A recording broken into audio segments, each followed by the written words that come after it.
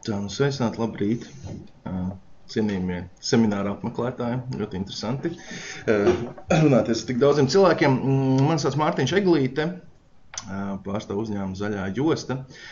Esmu uzņēmuma tirdzniecības vadītājs un pirms Kristīna sāks stāstīt savējo daļu par iepakojumu un dabas resursu nodokli, kas saistīts ar to. Es jums mazliet burtiski dažās minūtēs pastāstīšu par mums, par Zaļo jostu kā tādu, ko mēs darām un kā mēs darbojamies ar dabas resursu nodokli. Zaļajai jostai ir divi pamatdarbības virzieni. Viens ir šī apsaimniekošanas organizēšana, kas ir saistīta ar 3 virzieniem. Tad izlietotais iepakojums, vienreizlietojamie galda trauki, vidē kaitīgās preces, elektriskās un elektroniskās iekārtas. Tas ir šis pamat darbības veids, ko mēs veicam, apsaimniekošanas veikšana uzņēmuma vārdā. Un otrs ir šo vides izglītības pasākumu īstenošana, kas ir saistīta ar mūsu biedrību Zaļā josta, par ko arī tālāk mazliet pastāstīšu. Pats uzņēmums Zaļā josta ir jau, varētu teikt, ar diezgan bagātīgu pieredzi. 12 gadus strādājam apsaimniekošanas jomā. Šobrīd mums ir vairāk jau kā 2200 klientu. Ar katru ceturksni šis skaits tikai aug un aug, jo vien vairāk uzņēmumiem ir nepieciešama šī apsaimniekošana. Visu Latviju tiek organizēta šī savākšana, arī nodošanas punkti un savākšanas laukumi ir visā Latvijā, visos reģionos, kā arī mums ir partneri visas Latvijas teritorijā, kas veic fizisko šo savākšanu, gan iepakojumu, gan elektrotehnikas, gan arī vidē kaitīgo preču. Kā arī iepriekš minēju, šie dabas izglītības pasākumi, ko organizē biedrība Zaļā josta, arī katru gadu notiek ļoti daudz skolās un mācību iestādēs, arī bērndārzos. Un, kā jūs redzat, pēc cipariem parasti vairāk kā 400 mācību iestādes ir tās, kas piedalās šajos visos konkursos, kas saistīti ar bateriju vākšanu, makulatūras vākšanu un arī šogad jau arī ar elektrotehnikas vecās vākšanu. Galvenie uzdevumi ir šo pašu 3 pozīciju iepakojumu, elektrotehnikas un vidē kaitīgo preču ietekme uz apkārtējo vidi, šī samazināšana. Mēs mēģinām sekmēt iepakojumu atkārtotu izmantošanu un veicināt tā materiāla ietilpības samazināšanu. Mēs nodrošinām attiecīgo atkritumu reģenerāciju, to, ko prasa valsts, lai uzņēmums saņemtu šos atbrīvojumus no dabas resursu nodokļa, jo katram iepakojumu veidam, tikpat labi arī kā vidē kaitīgām precēm un elektrotehnikai, ministrs kabineta noteikumos ir noteikti šis procents, kas ir no savāktā jāpārstrādā, un tas arī ir tas, ko mēs katru gadu veicam. Šie cipari mainās no viena gada uz otru, un arvien vairāk un vairāk palielinās. Dabas resursu nodoklis. Kas tad tas tāds ir? Šeit jūs varat redzēt šie galvenie mērķi, kāpēc tāds ir pieminēti. Faktiski viens no galvenajiem ir šī vides piesārņošanas ierobežošana. Un, kā jūs redzat, princips ir tas piesārņotājs maksā. Ar dabas resursu nodokli apliekās vairākas pozīcijas, bet tās 3, ar ko mēs strādājam, vidē kaitīgās preces, elektrotehnika un iepakojums, ir vienīgās, kur ir iespējams saņemt atbrīvojumu no šī nodokļa, ja tiek veikta apsaimniekošana. Pārējās pozīcijās, kas ir zem nosaukuma dabas resursu nodoklis, arī ir transporta līdzekļu nodoklis, ogles, uguņošanas ierīces un citas pozīcijas. Tur, diemžēl, valsts nepiedāvā šādu iespēju saņemt atbrīvojumu, bet kas attiecās uz iepakojumu vidē kaitīgiem un elektrotehniku, tur ir tā iespēja, ko mēs arī piedāvājam.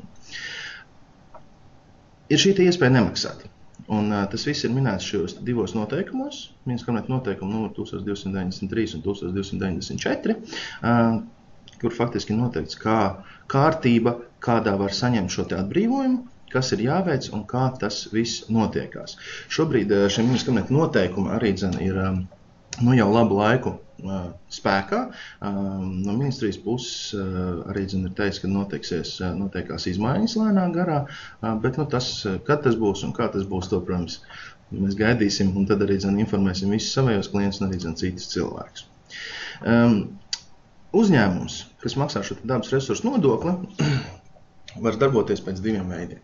Šis ir tāds visvienkāršākais un visparastākais ieskats, ko jūsu uzņēmums var darīt, lai, teiksim, saņemtu atbrīvojumus. Viens ir, protams, maksā šo nodokli, un otrs saņemt atbrīvojumus. Un, lai saņemtu atbrīvojumus, ir divi varianti. Viens, jūs varat paši, kā uzņēmums, izveidot šo apsaimniekošanas sistēmu, noslēdzot līgumu gan ar valsti par apsaimniekošanas sistēmas izveidu, vai arī noslēgt līgumu ar apsaimniekotāju, kā mums ar uzņēmumu Zaļā josta, kas tad visu arī veids jūsu vietā. Jūs faktiski viss, ko darat, noslēdzot ar mums līgumu, ir veicat šīs atskaites mums apsaimniekotājiem. Tālāk jau tad mēs esam tie, kas organizē šo visu apsaimniekošanas sistēmu. Mums ir saskares sākot ar pašvaldībām, iedzīvotājiem, atbildīgiem valsts institūcijām, otrreizēju izvēlu pārsēdētājiem un arī savācējiem. Mazliet vēlāk jūs arī redzēsiet to sistēmu, kā tas viss notiekās.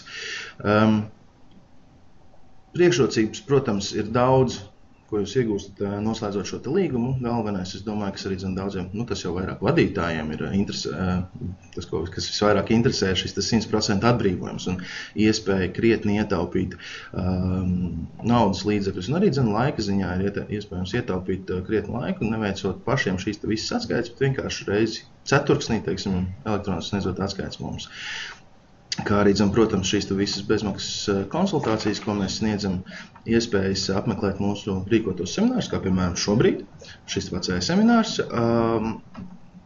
arī izvietot mūsējo zaļās jostas ekozīmi, ko mēs arī pašpopularizējam un daudz mūsu klienti izmanto uz saviem iepakojumiem, lai cilvēki un sabiedrība tālāk zinātu, kad attiecīgā produkta iepakojums tiek savākts un pārstrādāts, ka viņš nemētājās mežu vidū. Kā šī sistēma darbojās? Faktiski viss iet pa apli, kā jūs redzat, sākot no valsts institūcijām, kur mēs noslēdzam ar valsti šo līgumu par apsaimniekošanas programmu. Tālāk sadarbojamies Latvijas vides aizsardzības fonda administrāciju, kur katru ceturksni mēs uzrādām savus jaunos līguma partnerus. Pats darbs ar līguma partneriem, ar jums uzņēmumiem, kas sniedz mums šīs atskaites. Tālāk arī šī visa jūsu norādīto apjomu savākšana Latvijas valsts teritorijā, pārstrāde otrreizējās izēvielās un šķirošana. Viss šis sistēma iet pa apli, kur beigās atkal nonāk līdz valsts institūcijām, kur mēs atskaitamies par visu padarīto un atkal viss sākās no sākuma. Šeit tālāk jūs redzēsiet faktiski šo reģenerācijas procesu, teiksim, nelielos attēlos, ka viss sākās ar šo pašu savākšanu, kas notiekās gan no dzīvojumiem, no cilvēkiem, no parastām fiziskām personām, gan arī no uzņēmumiem. Tālāk viss tiek transportēts attiecīgi uz uzņēmumiem, kas veic šo šķirošanu. Pirmapstrādi tā saukto, kur katrs iepakojuma materiāls tiek dalīts atsevišķi, lai arī, teiksim, konteineros bieži vien cilvēki arī saka, ka visu samet vienā, tik un tā tas viss nonāk uz šīs lēnas, kur cilvēki atsevišķi šķiro visus plasmasas, kartonus, metālus, un tālāk jau notiek šī gala pārstrāde, kur materiāls tiek pārstrādāts vairākas reizes, lai iegūtu otrreizējo izejmateriālu, un atkārtot izmantošanu, kā piemēram šeit jūs redzat visiem labi zināmās olu kastītes, kas tiek arī Latvijā ražotas no šī otrreizējās izejmateriāla. Runājot par iepakojumu, ir šīs dažas pozīcijas, tā kā šodien seminārs būs par iepakojumu, arī tās ir norādītas, kas ir kategorijas, kuras iedalās šīm dabas resursu nodaklī. Tas ir stikls, plastmas, metāls, koks, papīrs, kartons un citi dabiskās šķiedri. Šīs pašas pozīcijas arī ir uz vienreiz lietojumiem traukiem, kur ir iespēja saņemt šo atbrīvojumu tieši tāpatās kā uz iepakojumu. Nozīme apsaimniekošanas sistēmai kā tāda ir galvenais, lai taupītu dabas resursus. Un, protams, arī pārējās pozīcijas, kas ir, lai veicinātu otrreizējo pārstrādi, lai varētu atkārtot, izmantot visus iepakojumus un viņi netiktu vienkārši iznīcināti vai arī krauti lielā kalnā. Tā kā tā īsumā jums pastāstīju mazliet par mums, par to, ar ko mēs nodarbojamies, un tad tālāk jau laidīšu pie runāšanas un pie teikšanas Kristīna, kas jums tad sīkāk pastāstīs visu, kas ir domāts par iepakojumu un par apsaimniekošanas sistēmu. Lai jums labs seminārs!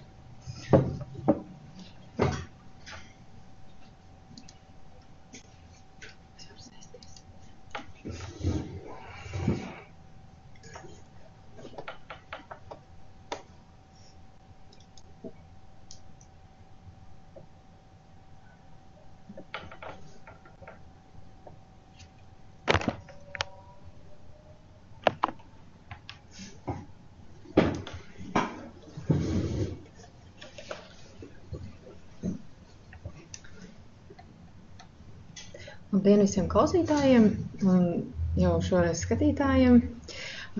Mani sauc Kristīna Dirvēne, pārstāvu uzņēmumu Revikom, kurš nodarbojās ar šādu te apsaimniekošanas sistēmu, kā piemēram zaļā josta auditēšana. Un principā es esmu tas cilvēks, kas veic šo te pārbaudi, lai šādas apsaimniekošanas sistēmas, kā arī jūs līguma partneri, pareizi veicat šo te dabas resursu nodokļu uzskaiti, vai jūs pareizi atskaitaties, rādat pareizus apjomus. Iespējams, ka daudz no jums arī jau ir ar maniem tikušies auditos. Nereti ir tāda situācija, kad jautā, kādēļ auditors nav bijis auditā pie jums. Bet, principā, tas, ko es gribu pateikt, kad jūs ir ļoti daudz, un, protams, arī auditoru iespējas ir ierobežotas, un mēs visus pārbaudīt nevaram. Tāpēc šī izvēle notiek izlases veidā. Bet kā iepriekšējos semināros mēs šodien tieši tīri par auditu nerunāsim. Es jums vairāk stāstīšu tieši par izlietoto iepakojumu, par tā uzskaiti, par tā noteikšanu un arī par pašu apsaimniekošanu uzņēmumā. Lai gan Mārtiņš jau diezgan daudz stāstīja tieši par šo apsaimniekošanas sistēmu, neskatoties to, ir audita laikā tieši ļoti daudz jautājumu tieši par to, ar ko tad īsti nodarbojās šis te sistēmas apsaimniekotājs. Tāpēc es jums arī kā persona, kura veic šo te auditu, izstāstīšu arī šo te visu procesu no sava redzes punkta, lai jums būtu labāk skaidrs, ar ko tad tiešām viņi nodarbojās. Un tātad,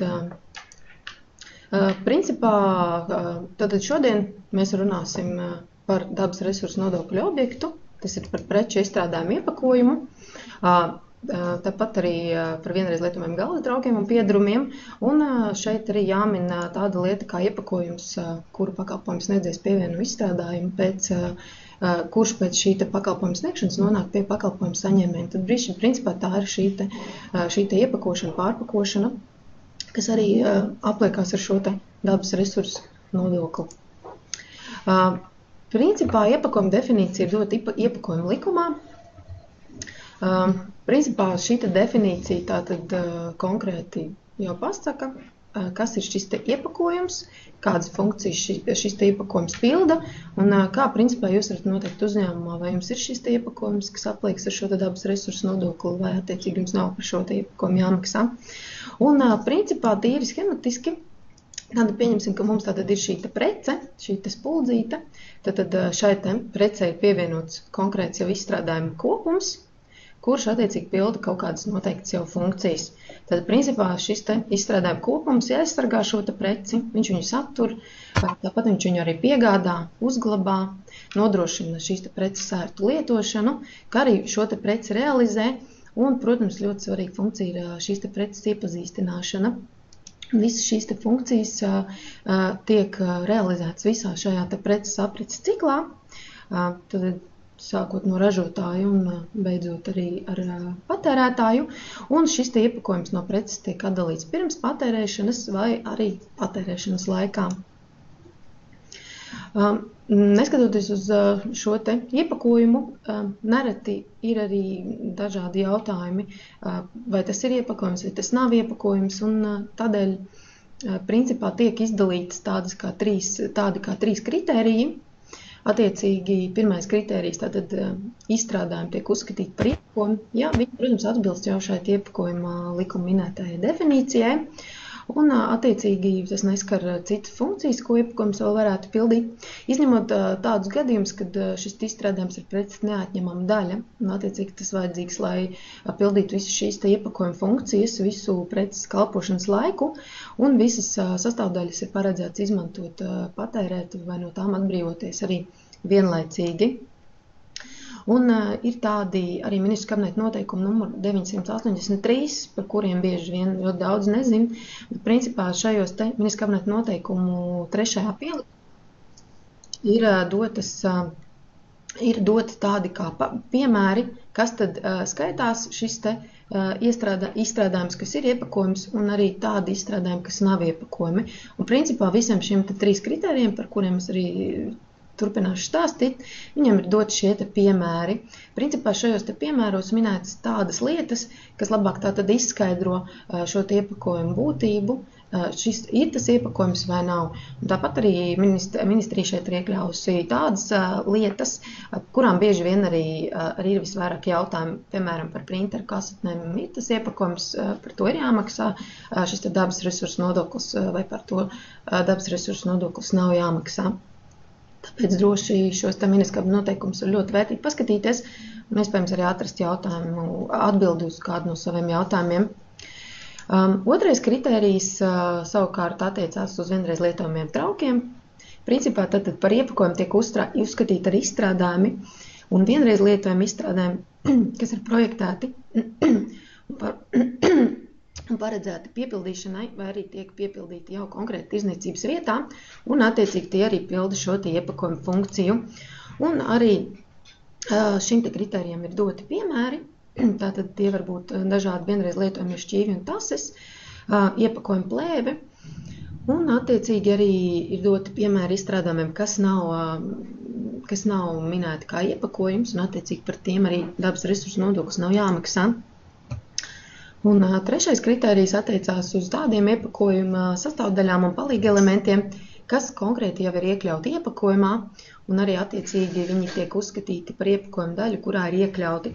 Principā tie var būt dažādi palīgelementi, kas ir piekārti vai piestiprināti tieši precei un pilda attiecīgi iepakojuma funkciju. Un tad, kā jau definīcija arī bija minēts, izņemot gadījumus, kad ir minētas preces neatņemama daļa, un no sastāvdaļām ir paredzēts atbrīvoties vienlaicīgi. Un arī šeit tad ir minēti piemēri. Kā piemērs minēts, kā iepakojums, piemēram, ir etiķetes, kuras tiek piekārtas un piestiprināts produktam. Labs piemērs tādam šādam palīga elementam ir skropsta tušas birstīte, kas jau ir konkrēta daļa no šī iepakojuma vāciņa.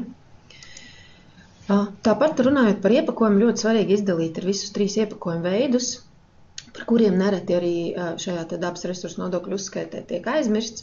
Tad principā tiek izdalīts primārais iepakojums, jeb tā saucamais tirdzniecības iepakojums, sekundārais iepakojums un terciārais, jeb tā saucamais transporta iepakojums. Tad principā pastāstīšu par katru no tiem. Tad primārais iepakojums, tas ir iepakojums, ko izmanto kaut kādu konkrētu tirdzniecības vienību izveidošanai, un attiecīgi šis iepakojums nonāk pie gala patērētāja vai patērētāja tirdzniecības vietā. Principā, piemēram, kā jūs varat redzēt, ir piemēram minerāla ūdens, kurš ir iepakots plasmasas pudelē, un attiecīgi šajā plasmasas korķītī, un tad šis ir primārais iepakojums, kas balsta konkrēti šo preci. Sekundārais iepakojums savukārt jau ir iepakojums, ko izmanto noteikti daudzuma tirdzniecībai paredzēt preču vienību kopīgai iepakošanai. Attiecīgi šis iepakojums var nonākt pie patērētāja neizsaiņots, vai arī tas tiek konkrēti jau atdalīts preces tirdzniecības vietā. Un kas ir būtisks aspekts, kad šāda sekundārā iepakojuma noņemšana nekādīgi neietekmē šīs preces rakstura lielumus. Un tātad, kā jau jūs attēlā redzat, piemēram, tātad ir šīs pašas minerāla ūdens pudeles. Principā, piemēram, viņas ir safasētas jau pēc konkrēta skaita, piemēram, pa 6, un attiecīgi tātad ap viņām jau tiek aptīts, piemēram, plēve, kuri balsta šīs 6 konkrētās preces. Un līdz ar to šīs iepakojums jau ir šīs sekundārais iepakojums. Trešais iepakojuma veids ir tā saucamais transporta iepakojums, jeb terciārais iepakojums. Principā šis iepakojums tiek izmantots, lai pārvadātu konkrēti tirdzniecībai ražošanai paredzētas preces vai iepriekš šī minētā sekundārā iepakojuma vienības un, protams, izvairītos no preču bojāšanās pārvadājuma laikā. Un terciārais iepakojums nav konteineri, ko izmanto sauszemes ūdens un gaisa pārvadājumiem. Pret principā kā piemēru var minēt populārākie šāda iepakojuma veidi ir šīs pašas kartona kastes un, protams, koka paletes, kuras principā ir lielākajā daļā uzņēmumu. Un šis arī ir šis transporta iepakojums, uz kuru tiek pārvadātas jau konkrētas preču vienības. Mazliet tātad pieskaršos šim jautājumam, par ko jau stāstīja jums Mārtiņš, tātad par to, ka dabas resursu nodokli var nemaksāt. Tātad attiecībā uz iepakojumu šo dabas resursu nodokļu nemaksāšanu reglamentē Ministra kabineta noteikumu numuru 1293, kuros principā jūs varat iepazīsties tad ar šīm te lietām un šīm te svarīgajām prasībām, kas attiecās tieši uz šo te dabas resursu nodokļu nemaksāšanas kārtību. Tad, principā, šis te nodokļu maksātājs var izvēlēties, kā nemaksāt šo te nodokli. Tad, principā, viņš var pats izveidot šo te apsaimniekošanas sistēmu, kas nereti arī runājot ar uzņēmumiem ir gan laikietilpīgs un finansu līdzekļus prasa šis te pasākums. Un otrs variants, kas, protams, ir vienkāršāks, tas ir, protams, noslēgt līgumu ar apsaimniekotāju, kurš tad jau attiecīgi pilda visas šīs te apsaimniekošanas funkcijas. Un attiecīgi uzņēmumam vairs nav jādomā par kaut kādām atskaitēm, par kaut kādiem konkrētām darbībām, lai nodrošinātu šo te apsaimniekošanas sistēmas darbību. Bet tā uzņēmumam ir iespēja izvēlēties. Principā, tad, kas ir šis te apsaimniekotājs? Vienkāršiem vārdiem runājot, tātad ir šis te dabas resursu nodokļu maksātājs, kurš principā noslēdz līgumu ar šādu te apsaimniekotāju, kas attiecīgi tātad organizē izlietotāju iepakojuma savākšanu, pārstrādi, tātad šo te reģenerāciju, ievērot visas normatīvo aktu prasības. Tātad, kā tad tas pa lielam notiek? Tātad ir uzņēmums, kurš tātad saprot, ka viņam uzņēmumā ir šie dabas resursu nodokļu objekti, un principā ir jāmaksā šis dabas resursu nodoklis par izlietotu iepakojumu ar vienreiz lietojamiem galda traukiem un piedarumiem. Un tātad nākošais solis ir, protams, mums ir vienkāršākais variants, tātad sagatavot šīs te atskaites valsts ieņēmuma dienestam katru ceturksni un maksāt šo te nodokli attiecīgi valstī. Tas nozīmē, ka jūs jau maksājat konkrēti nodokļu likmes. Ir otrs variants, tātad noslēgt šo te līgumu ar apsaimniekotāju vai attiecīgi arī izveidot savu apsaimniekošanas sistēmu un jau maksāt šo te maksu konkrēti par iepakojumu un lietojamo trauku atkritumu apsaimniekošanu šim te apsaimniekotājiem. Tas nozīmē, ka jūs vairs nemaksājat šo te nodokli, bet jūs jau maksājat daudz mazākas naudiņas, tātad šos te saucamos, šo te maksu, šos te tarifus, par to, ka apsaimniekotājs jūsu vārdā veic šo te jūsu radītā izlietotā iepakojumu un vienreiz lietojamo trauku apsaimniekošanu Latvijas Republikas teritorijā. Tātad, kā tas faktiski notiek?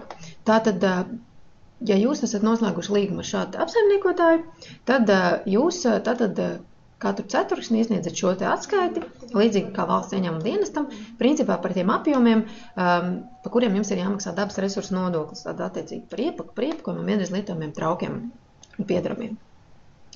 Tad jūs šos te datus sūtat apsaimniekotājiem. Savukārt apsaimniekotājs, balstoties uz šiem te jūsu apjomiem, jau organizē šī te iepakojuma un vienreiz lietojamo trauku savākšanu un pārstrādi. Tad, principā, ja jūs, piemēram, iesniedzat šos tā apjomus, ka jūs esat, piemēram, iepaduši Latvijā, piemēram, 1000 kg iepakojuma, līdz ar to attiecīgi šīm te normām, kas ir noteiktas likumdošanā, šīm te apsaimniekotam ir jānodrošina šī te iepakojuma savākšana Latvijas Republikas teritorijā un pārstrāde. Protams, piemēram, kā uzņēmums Zaļā josta paši fiziski to nedara, tādējādi viņi slēdz līgumus ar operatoriem. Principā operatori tie ir šie te atkritumu savākšanas operatori, dažādi komersanti, kā piemēram uzņēmums akciju sabiedrībā BAO, kas vāc vidē kaitīgas preces, tad ir vides pakalpojumu grupa, kas vāc izlietotā iepakojumu. Attiecīgi šie te uzņēmumi jau dara šo te darbu, nodarbojas ar šī te iepakojuma savākšanu, pārstrādi un attiecīgi jau šim te apsaimniekotājam viņi atskaitās par to, ka viņi jau ir savākuši konkrēto vai nepieciešamo apjomu ar iepakojumu. Un, protams, viņi sniedz arī dokumentārus pamatotus apliecinājumus par to, ka viņi šo darbu ir veikuši.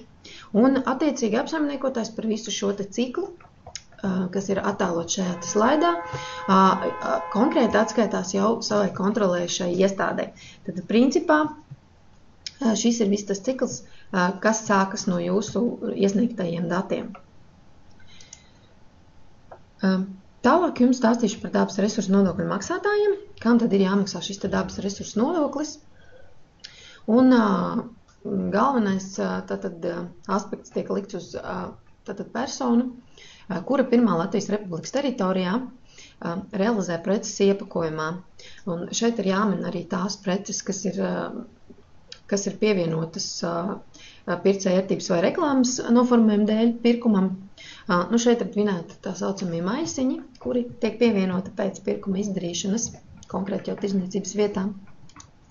Nodokļu jāmaksā arī tām personām, kuras pirmās Latvijas Republikas teritorijā savā saimnieciskajā darbībā izmanto iepakojumā iegādātas preces, kā arī, tātad, ja tiek sniegts pakalpojums, tad izstrādājumam tiek pievienots iepakojums. Arī par šādu te iepakojumu ir jāmaksā šis te dabas resursu nodoklis. Un, protams, ir jāņem vērā visi 3 iepakojuma veidi, gan primārais, gan sekundārais, gan terciārais iepakojums. Attiecībā uz vienreiz lietojamiem galda traukiem un piedarumiem ir mazliet savādāka prasība. Šo te dabas resursu nodokli ir jāmaksā tām personām, kuras Latvijas Republikas teritorijā sabiedriskā ēdināšanā vai mazumtirdzniecībā realizē šos te vienreiz lietojamos galda traukus un piedarumus. Attiecīgi tie var būt izgatavot no plastmasas, papīra, kartona, kompozītu materiāliem, polimēriem, no koksnes, metālfolijas un citām dabiskām šķiedrām. Ja persona, kura ražo preces, nodod tās citai personai iepakošanai, un attiecīgi sniegtais pakalpojums ir tikai izstrādājumi vai preču fasēšana un iepakošana, nodokli ir jāmaksā tam, kurš pirmais realizē šīs preces iepakojumā Latvijas Republikas teritorijā. Tātad, ja uzņēmums veic tīri šo te darbu tieši fasēšana, bet, piemēram, iepakojumu, piegādājat jūs, tad jūs esat tie, kas maksā šo te nodokli par šo te iepakojumu, jo jūs esat tie, kuri pirmie realizē šīs te preces iepakojumā Latvijas Republikas teritorijā. Par dabas resursu samaksas brīdi, tad principā ir izdalīti 2 veidi, kā jūs varat izvēlēties, kad jūs varat maksāt šo te nodokli. Jūs šo te nodokli varat maksāt uzreiz un varat arī maksāt vēlāk. Principā, kā tas tiek realizēts dzīvē. Tad princips tūlīt, uzreiz nozīmē, ka nodokli var samaksāt uzreiz, kā jūs ievadat iepakotas preces Latvijas Republikas teritorijā. Tas nozīmē, kā, piemēram, saņemat invoisu par to, kad jums ienāk prece Latvijā, un tur ir konkrēts iepakojums minēts. Tas nozīmē, ka jūs uzreiz, balstoties uz šo te invoisu rēķinu, varat samaksāt uzreiz par šo iepakojumu, un tālāk, ja ar šo preci realizēt vai izmantot savā saimnieciskā darbībā, jūs zināt, ka par šo te preci šī te samaksa ir veikta. Otrs variants šo te nodokli uzreiz nemaksāt, bet maksāt jau konkrēti par iepriekšējā pārskata periodā, Latvijā pirmo reizi realizēto vai savā saimnieciskajā darbībā izmantoto iepakojumu, kā arī par izstrādājumiem pakalpojumu sniegšanas rezultātā pievienoto iepakojumu. Tas nozīmē, ka otrajā variantā jūs šo te nodokļu maksāšanas brīdi varat pavilkt ilgāk, bet tīri praktiski varu teikt, ka šis ir mazliet sarežģītāks uzskaitas veids. Principā es jums arī tālāk stāstīšu, kādu uzņēmumu labāk var izvēlēties šo te veidu, bet, protams, ja jūs varat nodrošināt šo te uzskaiti pirmajam vai otrajam variantam, jūs pēc savas brīvas izvēles varat izvēlēties, kuru veidu jūs izvēlaties. Tad vai nu samaksāt uzreiz, sanāk, ka jūs samaksājat avansā, lai gan jūs konkrēti jau preci vēl neesat realizējuši un neesat izmantojuši savā saimnieciskajā darbībā, bet tāpat arī likumdošana principā jums piedāvā šo te variantu maksāt pēc šīs te realizācijas vai jau pēc tam, kad jūs esat konkrēti jau viņu izmantojuši savā saimnieciskajā darbībā. Tā ir jūsu brīva izvēle. Ja nodoklis ja, piemēram, iepakojums ir precei noņemts pirms realizācijas vai izmantošanai saimnieciskajā darbības nodrošināšanā, tad nodoklis par transportu un sekundāro iepakojumu tiek maksāts par pārskatu periodu, kurā preces izpako vai pārpako. Un, attiecīgi, ja jums ir arī darījumi muitas noliktavā, tad protams, ka šādu te iepakojumu nodoklis ir jāmaksā tikai tad, kad šīs te preces iepakojumā tiek izlaistas brīvā apgrozījumā un attiecīgi jau tiek realizētas Latvijas Republikas teritorijā. Tātad Dabas resursu nodoklis ir jāmaksā par precēm pievienoto iepakojumu, tajā skaitā, kā jau iepriekš minēju, par primāro, sekundāro un arī terciāru iepakojumu, kā arī par tirgotāja pircēja ērtības vai reklāmas noformējumu dēļ pirkumam pievienotā iepakojumu, neatkarīgi no tā, vai jūs par to iekasējat atsevišķu samaksu vai neiekasējat. Šeit ir minēti jau vairāk šie maisiņi, kuri tiek novietot tirzniecības vietā, kuru pēc iepakojuma izdarīšanas šis pircējs var paņemt un safasēt savus pirkumus, bet tātad ir jāmaksā par visu iepakojumu. Tālāk pastāstīšu par izņēmumiem, kad šis nodoklis nav jāmaksā. Tad, protams, nodoklis nav jāmaksā par to iepakojumu, kas tiek izvests ārpus Latvijas Republikas teritorijas. Tad, ja jūs tieši paši izvedat šo iepakojumu vai jūs realizējat citai personai, kur šīs preces vai šo iepakojumu izved no Latvijas Republikas teritorijas, un jums tas ir jāvar dokumentāri pamatot, tad jūs varat šo nodokli, protams, nemaksāt. Ir mazas nianses attiecībā uz šo nodokļu nemaksāšanas brīdi.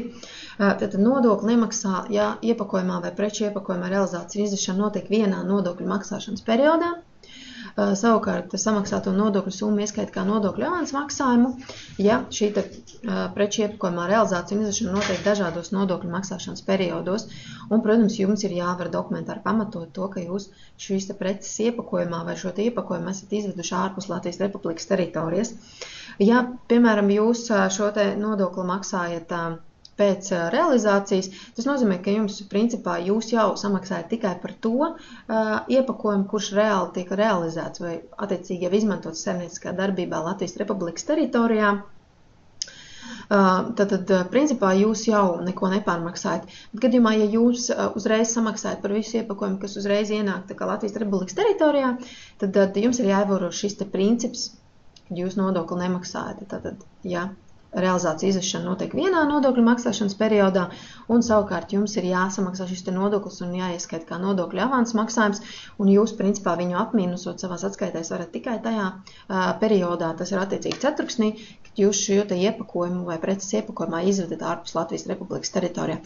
Tad, principā, šeit nestrādā tas princips, kad jūs zinat, ka jūs viņu noteikti izvadīsiet kaut kādu, un jūs vienkārši par viņu nemaksājat. Principā, likumdošana nepieļauj tādu iespēju, kad jūs vienkārši zinot, ka jūs kaut kad izvadīsiet, nemaksājat, jūs varat nemaksāt tajā brīdī un attiecīgi atmīnusot savās atskaitēs, kad jūs reāli jau esat viņu izveduši, un jums jau ir reāls dokumentārs pamatojums.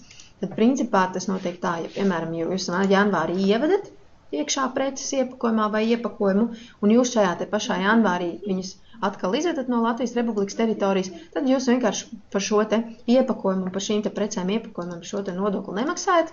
Savukārt, ja jūs, piemēram, ievedat šajā pašā janvārī, bet, piemēram, izvedat maijā, tas nozīmē, ka mājas jau ir otrais šis ceturksnis, tas nozīmē, ka jums šajā pirmajā ceturksnī šis nodoklis ir jāsamaksā, un attiecīgi šajā māja mēnesī, kad jūs izvedat, un jums ir šis dokumentārais pamatojums par izvešanu, jūs viņu varat mīnusot nost tikai šajā otrajā ceturksnī. Bieži vien ir tāds jautājums, ko darīt, ja, piemēram, man nav no kā atmīnusot. Tas nozīmē, ka, piemēram, ir uzņēmumi, kas, piemēram, ieved preci reizi gadā, un viņš, piemēram, izved kaut kad, piemēram, citā periodā, un viņam nav vienkārši no kā atmīnusot šo apjomu. Principā jums ir jāsazinās ar savu apsaimniekotāju un jājautā viņam, kā labāk darīt, ko labāk darīt. Ja, protams, nav jāpārmaksā par to, par ko nav jāmaksā. Tas nozīmē, ja jūs, principā, izvedat šo iepakojumu, iespējams, apsaimniekotājs izskata iespēju nākošajā periodā, kad jums būs viņu atņemt, bet, principā, apsaimniekotājs nekādu naudu neatgriež, jo tajā periodā, kad jūs iesniedzat savus atskaites, ka jūs esat Latvijā ieveduši, piemēram, konkrētu apjomu iepakojumu, viņš jau tajā pašā periodā sazinās ar savu komersantu un tad slēdz šo darījumu par to, ka šis komersants jau nodrošina šī konkrētā izlietotā iepakojuma apjoma savākšanu un pārstrādi jau Latvijas Republikas teritorijā. Tas nozīmē, ka viņš jau ir šim jūsu iepakojumam nodrošinājis šo pārstrādi. Tad noteikti sazināties ar viņiem, noteikti, ka tiks atrasta kaut kāda alternatīva, jo par to, par ko nevajag maksāt, nav jāmaksā. Tātad ar nodokli tāpat arī netiek aplikts stiprinājums, par kuru izmantot tā pati prece, kas tiek stiprināta. Šeit arī bieži vien ir daudz diskusijas. Tad, principā, ja jums ir konkrēta prece, un jūs ar šo te pašu preci nostiprinat citas preces, nezinu, piemēram, kaut kāda varbūt zāģmateriāli, vēl kaut kas tāds koks, ar kuru jūs ar to pašu nostiprinat šo te pašu preci, tad, principā, tas nav ar nodokli apliekams objekts. Tāpat ar nodokli nav jāapliek etiķete, ja nodokļu maksātais precē pievienot tikai etiķeti, un tur nav cits iepakojums. Un kā arī nodokli neapliek iepakojumu, ko pievieno izstrādājumam vai pirkumam tirdzniecības vietā pēc pircēja vēlēšanās dāvanas noformējuma veidā. Ar nodokli netiek aplikts arī plastikāta kartes, tajā skaitā algu kartes, kredītkartes vai kaut kādas plastikātas kartes, kurās iestiprināts simkartes. Arī par šīm te kartēm nodoklis nav jāmaksā. Ja vienreiz lietojamos traukus persona iepērk šajā te mazumtirdzniecībā, tālākai izmantošanai sabiedriskajā ēdināšanā, nodoklis arī par šiem traukiem nav jāmaksā, ja jūs varat dokumentāri pamatot to iegādi mazumtirdzniecībā Latvijas Republikas teritorijā. Un kā es iepriekš tātad minēju, tad šo te nodokli maksā pirmais maksā tas, kas tātad mazumtirdzniecībā realizē šos te vienreiz lietojamos traukus, vai arī kurš pirmais realizē sabiedriskajā ēdināšanā šos te vienreiz lietojamos galda traukus un piederumus.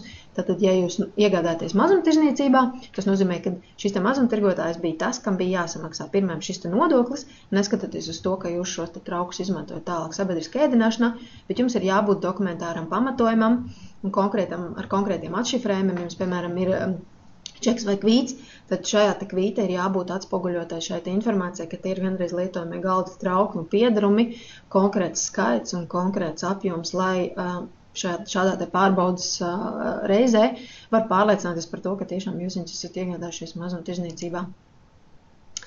Tad nereti, principā, ir jautājums, tad, vai man ir jāmaksā šis te dabas resursu nodoklis vai nē. Tad, principā, pirmais, kas jums ir jāsaprot, vai jums uzņēmumā ir ar dabas resursu nodokli apliekami objekti, un tad, principā, vai jums ir iepakojums, vai jums varbūt sniedziet pakalpojumu pievienot šo te iepakojumu. Un tad, principā, tāda svarīga lieta, tad, principā, ir, piemēram, tās pašas tādi kā iepakojuma preces, piemēram, kartona kastes, paletes, plēve, pudeles. Un tad šajā brīdī, kad, piemēram, uzņēmums realizē šīs te lietas, viņš pārdod preci. Tas nozīmē, ka šajā brīdī, kad šīs te visas lietas tiek pārdotas, viņas nepilda šo te iepakojumu funkciju, viņas ir vienkārši preces. Tas nozīmē, ka viņas nav iepakojums. Brīdī, kad jau šīs te visas lietas, šajās te visās lietās tiek iepakotas konkrētas jau preces, šajā te brīdī šīs te lietas kļūst jau par iepakojumu. Tas nozīmē, kamēr šīs visas lietas ir atsevišķi un viņas tiek pārdotas atsevišķi, viņas nepilda šo iepakojumu funkciju. Un nereti tiek uzdots arī šis te jautājums, kāpēc uzņēmumiem, kuri pārdod plēves, kastes, pudeles, kādēļ viņi nemaksā šo te nodokli. Un principā, tātad viņi pārdod preci. Un tikai tajā brīdī, kad jūs konkrēti jau iepakojat šo te preci ar visām šīm te lietām kā iepakojumu, tad tikai šajā brīdī šīs te preces sāk pildīt šo te iepakojumu funkciju. Tad, principā, ja veikalā tiek pārdoda plēve, tad, principā, nodoklis nav jāmaksā par šo to plēvi, jo plēve ir prece. Tāpat arī par kartona kastēm. Savukārt, ja mazumtirgotājs pārdod vienreiz lietojamos šķīvus, tad, protams, viņš šo te nodokli maksā, jo, kā jau es iepriekš minēju, tad maksā attiecībā uz vienreiz lietojamiem galda traukiem piedarumiem. Pirmais maksā tas, kas pirmais realizē mazumtirdzniecībā Latvijas Republikas teritorijā. Par to pašu metāla foliju, ja metāla folija pārdodas veikalā, tas nozīmē, ka arī tā ir prece. Tas nav iepakojums. Tikai tad, kad konkrēta prece tiks iepakota šajā te metāla folijā, plēvē vai kartona kastēm, tikai tad šīs te lietas sāk pildīt šo te iepakojumu funkciju. Tieši jautājums tas pats ir par šīm te miskastes maisiem, vai tas ir iepakojums vai tas nav iepakojums. Ja mēs atceramies šo te definīciju, tad iepakojums ir precēm pievienots izstrādājumu kopums, un tad ir jautājums, vai šajos te miskastes maisos jūs iepakojat preci vai nē. Iespējams, kad ir uzņēmumi, kas varbūt arī izmanto šos te miskastes maisus kā plēves iepakojumu tādam mērķim, tad attiecīgi, protams, tas ir iepakojums, bet tīri pildot šo te primāro funkciju kā miskastes maisi, tas noteikti nav iepakojums, ja viņā nav iepakota prece, kur jau tālāk nonāk pie patērētāja. Vai attiecīgi tiek izmantot savā saimnieciskajā darbībā. Tad vēl ir tāds jēdziens kā iepakojums, kur var izmantot atkārtot tā sākotnējam uzdevumam. Attiecīgi viņš pilda arī visas šīs te iepakojuma funkcijas. Tad principā šis te iepakojums nodrošina tātad šīs te preces aizsardzību, viņš šo te preces saturu piegādā, uzglabā, attiecīgi visu šo te preces aprits ciklu, sākot no ražotāja līdz patērētājiem, un viņi attiecīgi atkārtot var izmantot tam pašam mērķim. Tad par šādu te iepakojumu, ja tāds arī ir jūsu uzņēmumā, tad nodoklis jāmaksā tad, kad pirmo reizi šo te iepakojumu izmanto savā saimnieciskajā darbībā, pirmo reizi realizē preci šādā te iepakojumā vai pirmo reizi to attiecīgi iznomā. Un, ja persona izmanto atkārtot lietojamu iepakojumu iznomā no citas personas, tad nodokļu maksātājs ir persona, kura šo te iepakojumu iznomā tālākai preču iepakošanai. Tāpat arī ir tāda prasība, kuru nereti netiek ievērota, kā praksē esmu novērojusi. Tad, ja nodokļu maksātājs izmanto to iepakojumu nodot tālāk citai personai, kur attiecīgi šo iepakojumu izmanto atkārtoti, principā nodokļu maksātājiem pavadu dokumentos ir jānorāda par attiecīgu iepakojumu samaksātā nodokļa apmērs. Tad jānorāda šī informācija, ka nodoklis ir samaksāts, lai nākamais, kuram atnāk šis te iepakojums, lai viņš zina, kad nodoklis ir samaksāts, un viņš spēj arī tam pašam valsts ieņēmuma dienestam vai auditoram pierādīt, ka viņam nav par šo iepakojumu ir jāmaksā, ka kāds jau par to ir samaksājis. Pretējā gadījumā, ja šāds apliecinājums nav, tad droši vien, kad ir ļoti grūti pierādīt, ka kāds jau par to ir maksājis, un vienkārši jums var atkal likt maksāt par šo te nodokli atkārtoti.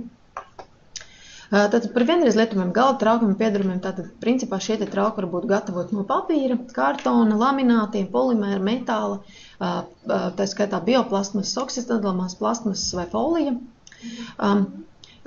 Šie te trauki principā ir dažādi. Tie var būt šķībļi, ļodas, krūzītes, tasītes, glāzes, tie paši kokteļu salmiņi, naža dakšiņas, karotnes un sprauģi. Un principā, ja nodokļu maksātājs nevar dokumentāri pamatot, ka trauki ir daudzkārt lietojami, nodoklis jāmaksā kā par vienreiz lietojamiem traukiem. Principā, ja jūs nopērkat kādus traukus, piemēram, nezinu, tas pats valsts ieņēmuma dienests atrod kaut kādu dokumentus, kad jūs esat pirkuši šās te traukus un tur nav norādīts, ka tie ir daudzkārt lietojami trauki, tad iespējams jums vienkārši liks maksāt par viņiem kā par vienreiz lietojamiem traukiem. Mazliet arī pastāstīšu par iepakojumu, kurš ir bijis saskarē ar bīstamām ķīmiskām vielām. Nereti uzņēmumi nezina vispār, ka viņam ir šāds te iepakojums, jo vienkārši nepievērš tam uzmanību. Tad principā, kam ir jāpievērš uzmanību, tātad tas ir šiem te marķējumiem virsū šī te iepakojuma, jo principā šādi te apzīmējumi iespējams nozīmē to, ka šis iepakojums ir klasificējums kā bīstamie atkritumi, un, kā mēs zinām, bīstamie atkritumi tiek savākti atsevišķi no parastajiem sadzīves atkritumiem, un ir speciāli uzņēmumi, speciāls prasības, kas vispār šādus atkritumus var savākt, jo tad šeit svarīgs tad ir šis te definējums, ka tie ir bīstami atkritumi. Un tie var radīt kaitējumu gan videi, gan cilvēku veselībai. Tad principā, neskatoties to, ka šie apzīmējumi var būt draudīgi, un viņi ir daudz un dažādi, tad nevienmēr tas nozīmē to, ka, ja jums ir šāds te marķējums uz iepakojumu, ka tas ir šis te bīstamais atkritums, tad principā jums ir jāgūst dokumentārs apliecinājums. Un vienīgais principā dokumentārais apliecinājums, kas ir ļoti nepopulārs dokuments, lai gan principā tas ir vienīgais dokuments, kas apliecina, kā šo te iepakojumu ir jāsavāc un jāpārstrādā, ir tāda produkta drošības datu lapa. Tad principā, ja uz produkta iepakojuma virsū ir šie te bīstamības marķējumi, tad jebkurai precei noteikti jānāk līdzi šādam te dokumentam, kas saucās produkta drošības datu lapa. Iespējams, ka mēs viņam vienkārši nepievēršam uzmanību, iespējams, ka viņš mums līdzi nāk šai te dokumentācijai, ar kuru mēs tā kā iegādājamies šāda te veida preces iepakojumā. Un principā 13. punktā ir jābūt informācijai par to, kas notiek ar šo te iepakojumu, kad tiek prece izmantota, vai šo te iepakojumu var savākt un pārstrādāt kā parasto sadzīves atkritumu, vai šim te iepakojumam jau konkrēti ir jābūt konkrētai savākšanai, un tas tiek klasificēts kā bīstami atkritumi. Principā, es arī kā auditore nereti esmu skatījušies šīs produktu drošības datu lapas, kurās nav vienkārši iekļauta šī informācija. Šajā 13. punktā ir norādīta informācija tieši uz šī produkta pārstrādi, savākšanu, bet tieši pa iepakojumu nav, lai gan principā ir prasība, ka šajā 13. punktā ir jābūt tieši informācijai attiecībā uz iepakojumu, šīs preces iepakojumu savākšanu, kas tad notiek ar šo iepakojumu un kas ar viņu ir tālāk jādara. Principā šajā 13. punktā ir norādīts, ka tas ir vidē kaitīgs un viņš ir jāvāc un jāpārstrādā kā bīstamais atkritums. Tad, principā, jūs ar šo iepakojumu nevarat likt atskaitēs zaļajā jostā, jo zaļā josta neapsaimnieko šādu bīstamu atkritumu. Ir konkrēti uzņēmumi, kam ir konkrētās saņemtās atļaujas par šādu veida pārstrādi. Tad, principā, mums ir jāmeklē šī produktu drošības datu lapa un jāprasa šim preču piegādātājiem vai preču ražotājiem. Svarīgi būtu princips, ka šām lapām jābūt latviešu valodā. Ja viņas nāk pie jums ar precēm, tad viņām ir jābūt latviešu valodā.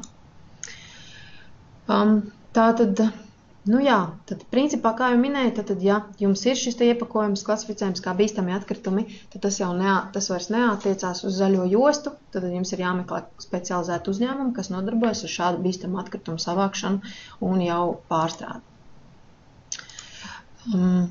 Tāpat arī uzmanību vēlos vērst uz tādu iepakojumu, kas ir no bioplasmasas un augstsadalāmās plasmasas ražots, jo nereti preču pavadu dokumentos iegādāties tos pašus maisiņus, iepirkuma maisiņus, kur tiek novietoti tirzniecības vietā, ražotājs vai preču piegādātājs ieraksta, ka tie ir biomaisiņi. Tas nebūtu nenozīmē, ka šie maisiņi ir ražoti no bioplasmasas vai oksisadalāmās plasmasas.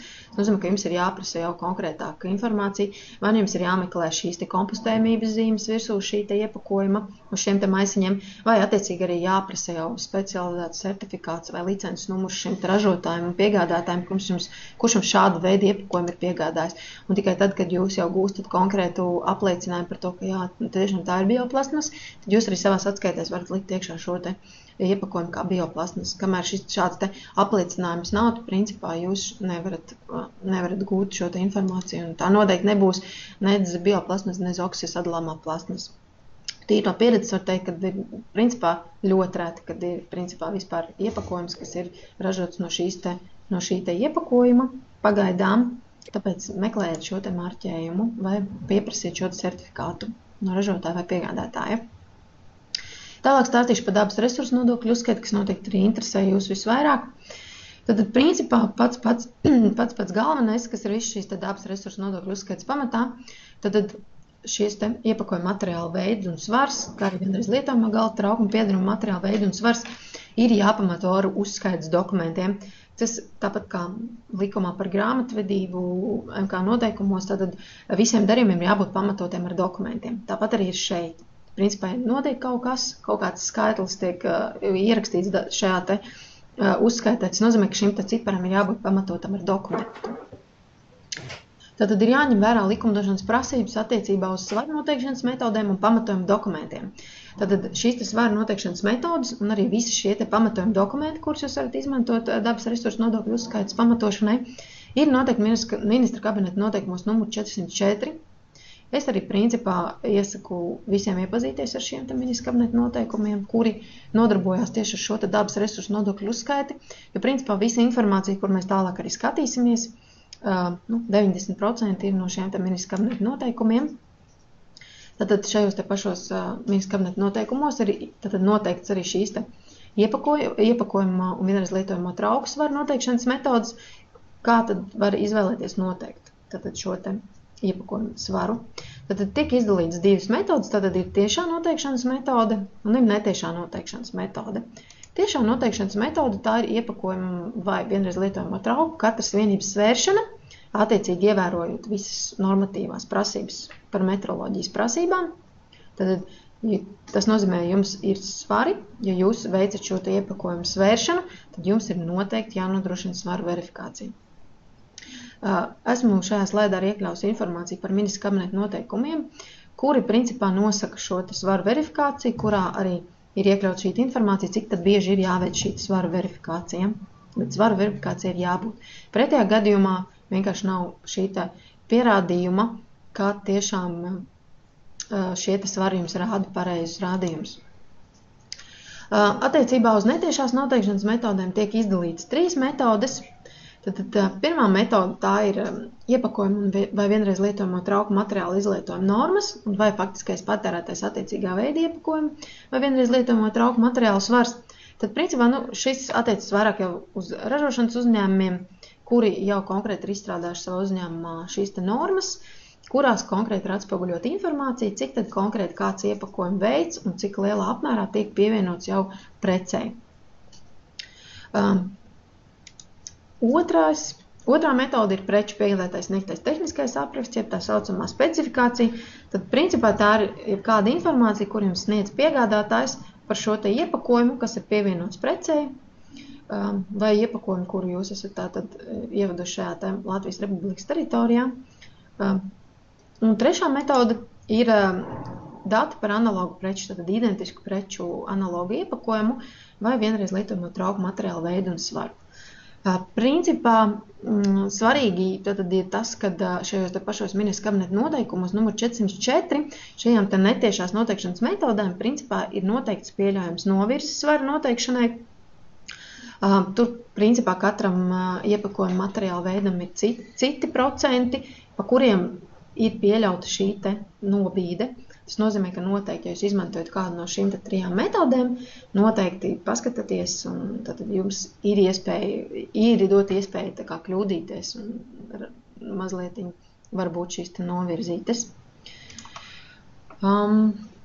Par tālāk stāstīšu par ļoti svarīgu un būtisku lietu, tad tie ir šie pamatojuma dokumenti, par kuriem var pamatot šo dabas resursu nodokļu uzskaiti.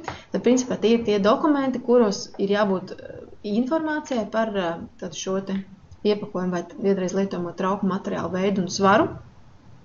Kā jau es minēju, tad es iesaku izmantot šos ministra kabineta noteikumus numur 404 un konkrētāk 58. punktā. Ir visi šie pamatojuma dokumenti uzskaitīti, tāpat arī ir uzskaitīts kaut kādas specifiskas prasības, par kurām es arī tālāk stāstīšu. Tātad, principā, pirmais pamatojuma dokuments tie ir grāmatvedības uzskaites dokumenti un apstiprināts izlietojuma normas vai faktiski patērētā, realizētā vai izmantotā iepakojuma veidu un svaru apliecinošie dokumenti. Tas pats attiecas arī uz vienreiz lietojumiem traukiem un piedramiem. Tātad, kā jau es minēju, tad, principā, šo dokumentu pārsvarā izmanto uzņēmumu, kas kaut ko ražo, viņi attiecīgi izstrādā šīs normas. Šīm izlietojuma normām ir jāsatur, protams, visa informācija par konkrētai precei pievienot iepakojumu materiālu veidu un svaru, un noteikti tās rakstveidā arī jāapstiprina nodokļu maksātāju parakstiesīgai personai.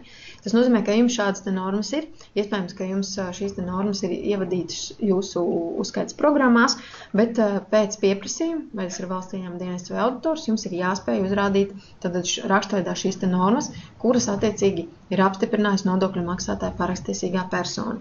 Tātad arī, ja jums arī kaut kas mainās, šim pievienotajam iepakojumam noteikti viņas vajag pārskatīt un vajag atjaunināt šīs normas, lai jums viņas ir aktuālās, piemēram, uz pārbaudas brīdi. Par pamatojuma dokumentu var arī kalpot piegādātāju noformēts un parakstīts dokuments oriģināls, kas apliecina iepakojumu un trauku materiālu veidu un svaru. Principā tas ir tā saucamās iepakojuma lapas, jeb tā saucamie packing listi. Protams, tas ir principā dokuments, kuru pievieno piegādātājs.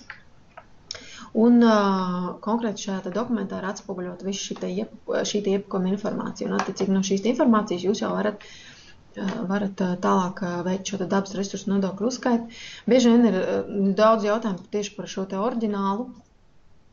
Es jau esmu arī minējusi, ka, protams, ja nāk valsts ieņēmuma dienests, viņi noteikti skatīsies uz to, ka likumdošanā ir ierakstīts, ka jums ir jābūt oriģinālam. Es principā kā auditors pieņemu to, ka jums viņš ir elektroniski, ka jums viņš varbūt ir atnācis pa faksu. Es noteikti neskatos uz to, ka tam ir noteikti jābūt oriģinālam, jo tīri godīgi no prakses sakot, ja es piekasīšos tieši pie šīs vārda oriģināls, tad principā gandrīz visiem uzņēmumiem ir šī neatbilstība attiecībā uz šo prasību, jo vienkārši ir ir laikmets, kad ļoti daudz, principā lielākā daļa dokumentu arī daudziem uzņēmumiem nāk elektroniski. Tāpēc, principā, es pieņemu, ka šīs te dokuments arī ir elektronisks. Tāpat par pamatojumu dokumentu var izmantot līgumu par preču iegādi. Tad šajā te dokumentā, šajā te līgumā ir jābūt ietvertai visai nodokļu aprēķināšanai nepieciešamai informācijai par preču standartu, iepakojumu vai trauku materiālu veidu un svaru. Un, protams, šādu te dokumentu var izmantot tajās gadījumos, ja principā visu laiku preču iegādēs tiek izmantots viens un tas pats preču iepakojums vai trauku. Un tad jā. Principā, ja mums ir mainās, tad šāds te vienreiz noformēts dokuments īpašums nekalpos kā pamatojuma dokuments. Kā pamatojuma dokumentu var izmantot arī preču piegādātājs sniegtu iepakojumu vai trauku tehnisko aprakstu, jeb tā saucamo specifikāciju. Specifikācija var būt arī publicēta elektroniskajā katalogā internetā vai citā elektroniskā datu nesējā, bet neskatoties to, ka viņa var būt publicēta internetā, jums šī informācija ir jāglabā 3 gadus papīra izdrukas veidā vai arī attiecīgi elektroniskajā datu nesējā. Jo, noteikti, kā jūs visi zināt, tad nodokļu pārbaudas var būt 3 gadiem, līdz ar to jums ir jāvar pierādīt šī informācija, kas jums ir bijusi kādreiz. Tas nozīmē, ka, ja, piemēram, pārbauda 2 gadus atpakaļ, tad jums ir jāspēj parādīt šī specifikācija, kas bija aktuāla šajā te periodā, par kuru tiek veikts, piemēram, šī te pārbaude. Tad, principā, šim te katalogam ir jābūt. Nereti arī audita laikā ir tā, ka šī te informācija viss ir. Internetā viņi var pārbaudīt, bet, principā, uzrādīt izdrukas veidā vai elektroniskā datu nesējā nevar, jo vienkārši par to nav padomāts un tas nav izdarīts. Līdz ar to vienkārši grūti jums būs pierādīt aprēķinus, kurus esat veikuši šo 3 gadu atpakaļ garumā. Tāpat arī kā pamatojuma dokumentu var izmantot Latvijas iepakojuma certifikācijas centra atzinumu, kas ir kā ārpakalpojums, maksas pakalpojums. Tad, principā, šādus dokumentus nofirmē no nodokļu maksātāja neatkarīgs Latvijas iepakojuma certifikācijas centra eksperts. Principā, viņš jums sagatavo šādu atzinumu, jūs par to samaksājat naudu. Principā, tas arī var kalpot kā pamatojuma dokuments dabas resursu nodokļu uzskaits pamatošanai. Kā pamatojuma dokumentu var izmantot arī muitas iestādes apstiprināt starptautisko kravas pārvadājumu pavadzības kopiju. Tad uz šīs te kopijas ir jānorāda muitas deklarācijas numurs un datums, ja preces ieved no valstīm, kas nav Eiropas Savienības dalība valstis.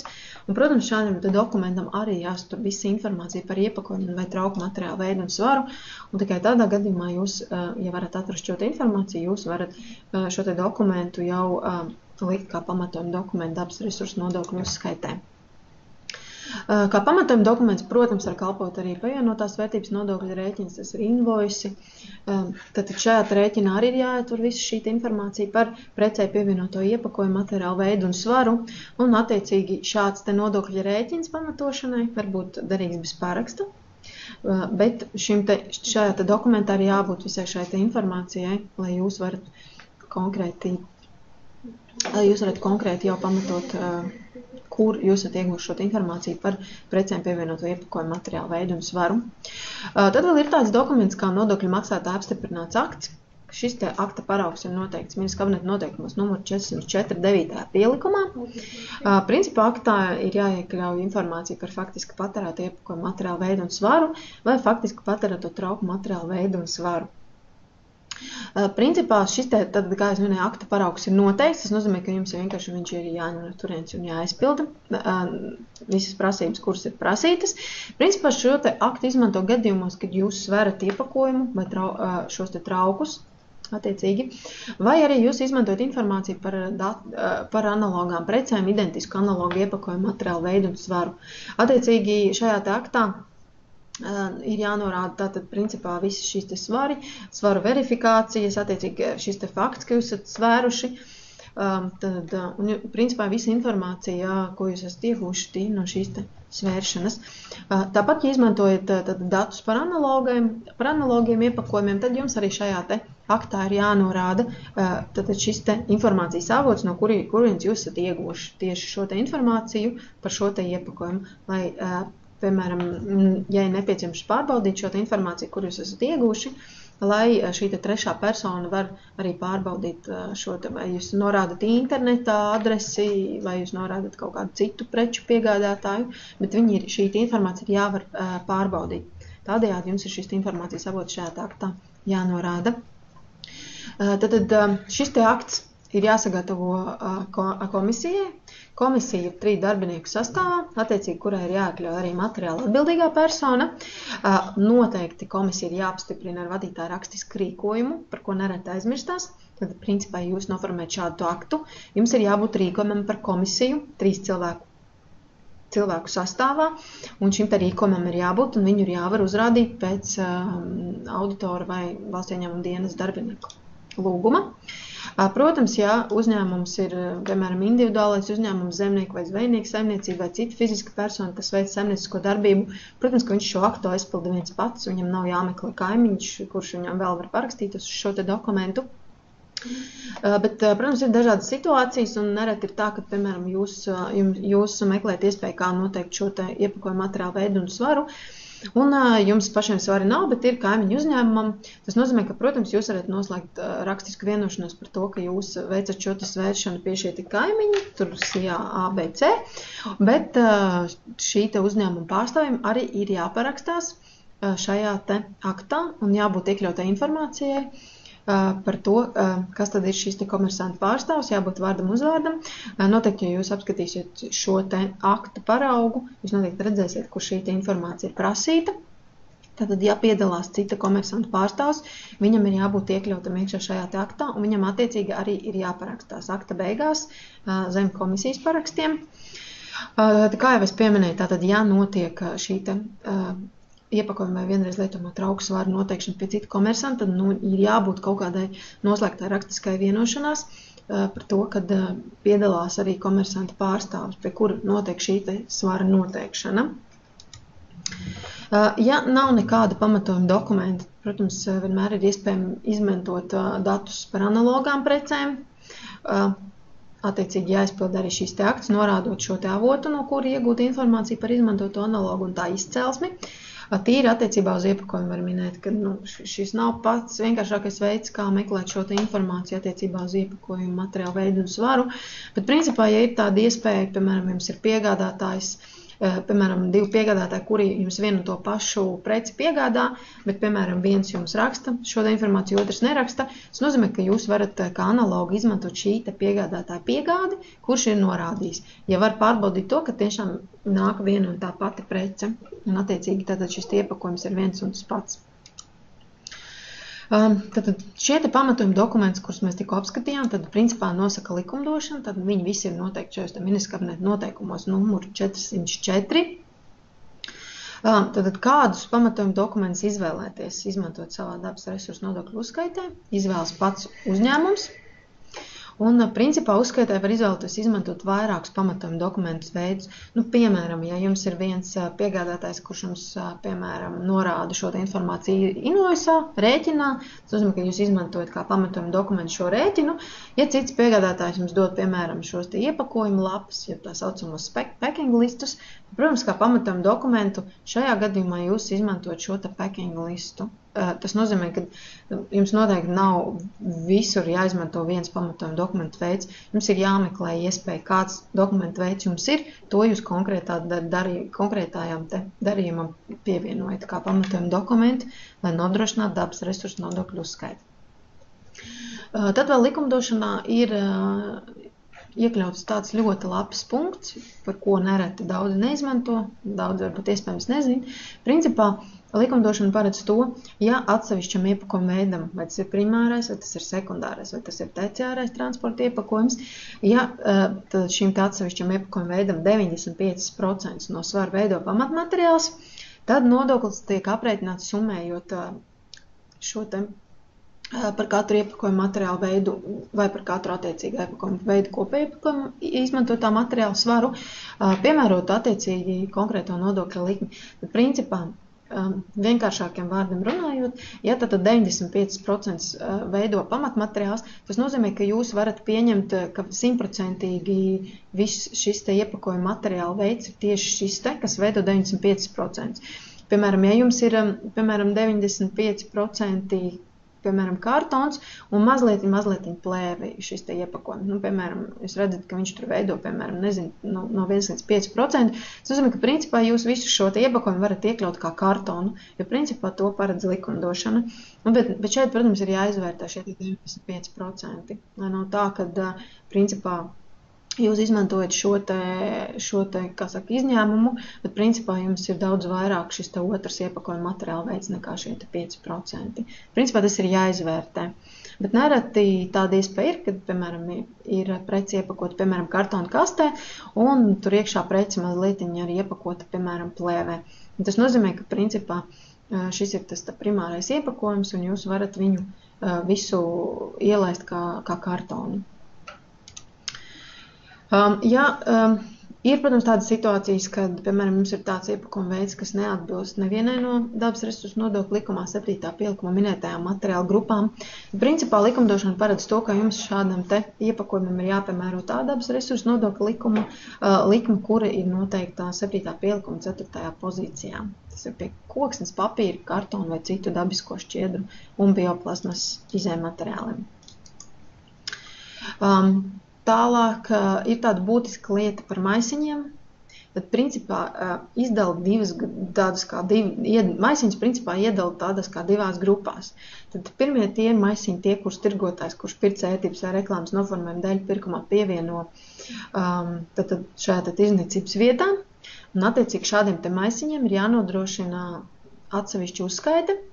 Atsevišķi ir jāuzskaita maisiņi, kuru viena maisiņa svars nepārsniedz 0,003 kg, un maisiņus, kuru viena maisiņa svars pārsniedz 0,003 kg. Un, attiecīgi, jūs viņus tā arī parādat savās dabas resursu nodokļu atskaitēs. Tas nozīmē, ka tur ir atsevišķi jāizdala šie te maisiņi, attiecīgi viņus izdalot tātad par šīm te diviem kritērijiem. Bet ir pilnīgi tieši tādi paši maisiņi, kuri, principā, pilda tikai mazliet savādāku funkciju.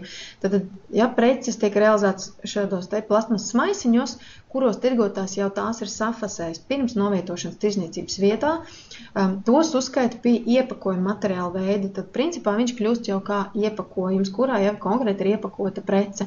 Un tas nozīmē, ka viņi jums nav jāuzskaita pie augstāk minētajiem maisiņiem, un tie arī ir, protams, jāpamato ar šiem te pamatojuma dokumentiem. Tas nozīmē, tātad ir maisiņi, kurus pievieno tirdzniecības vietā pēc pirkuma izdarīšanas. Tos mēs uzskaitām atsevišķi izdalot pēc svara, kurš pārsniedz 0,003 kg un pēc svara, kurš nepārsniedz 0,003 kg. Un, attiecīgi, maisiņi, kuros jau mēs esam iepakojuši preces un tādas jau konkrēti arī tālāk realizējam, tos mēs vienkārši jau parādām pie konkrētā iepakojuma materiāla veida plasmasas savās atskaitēs.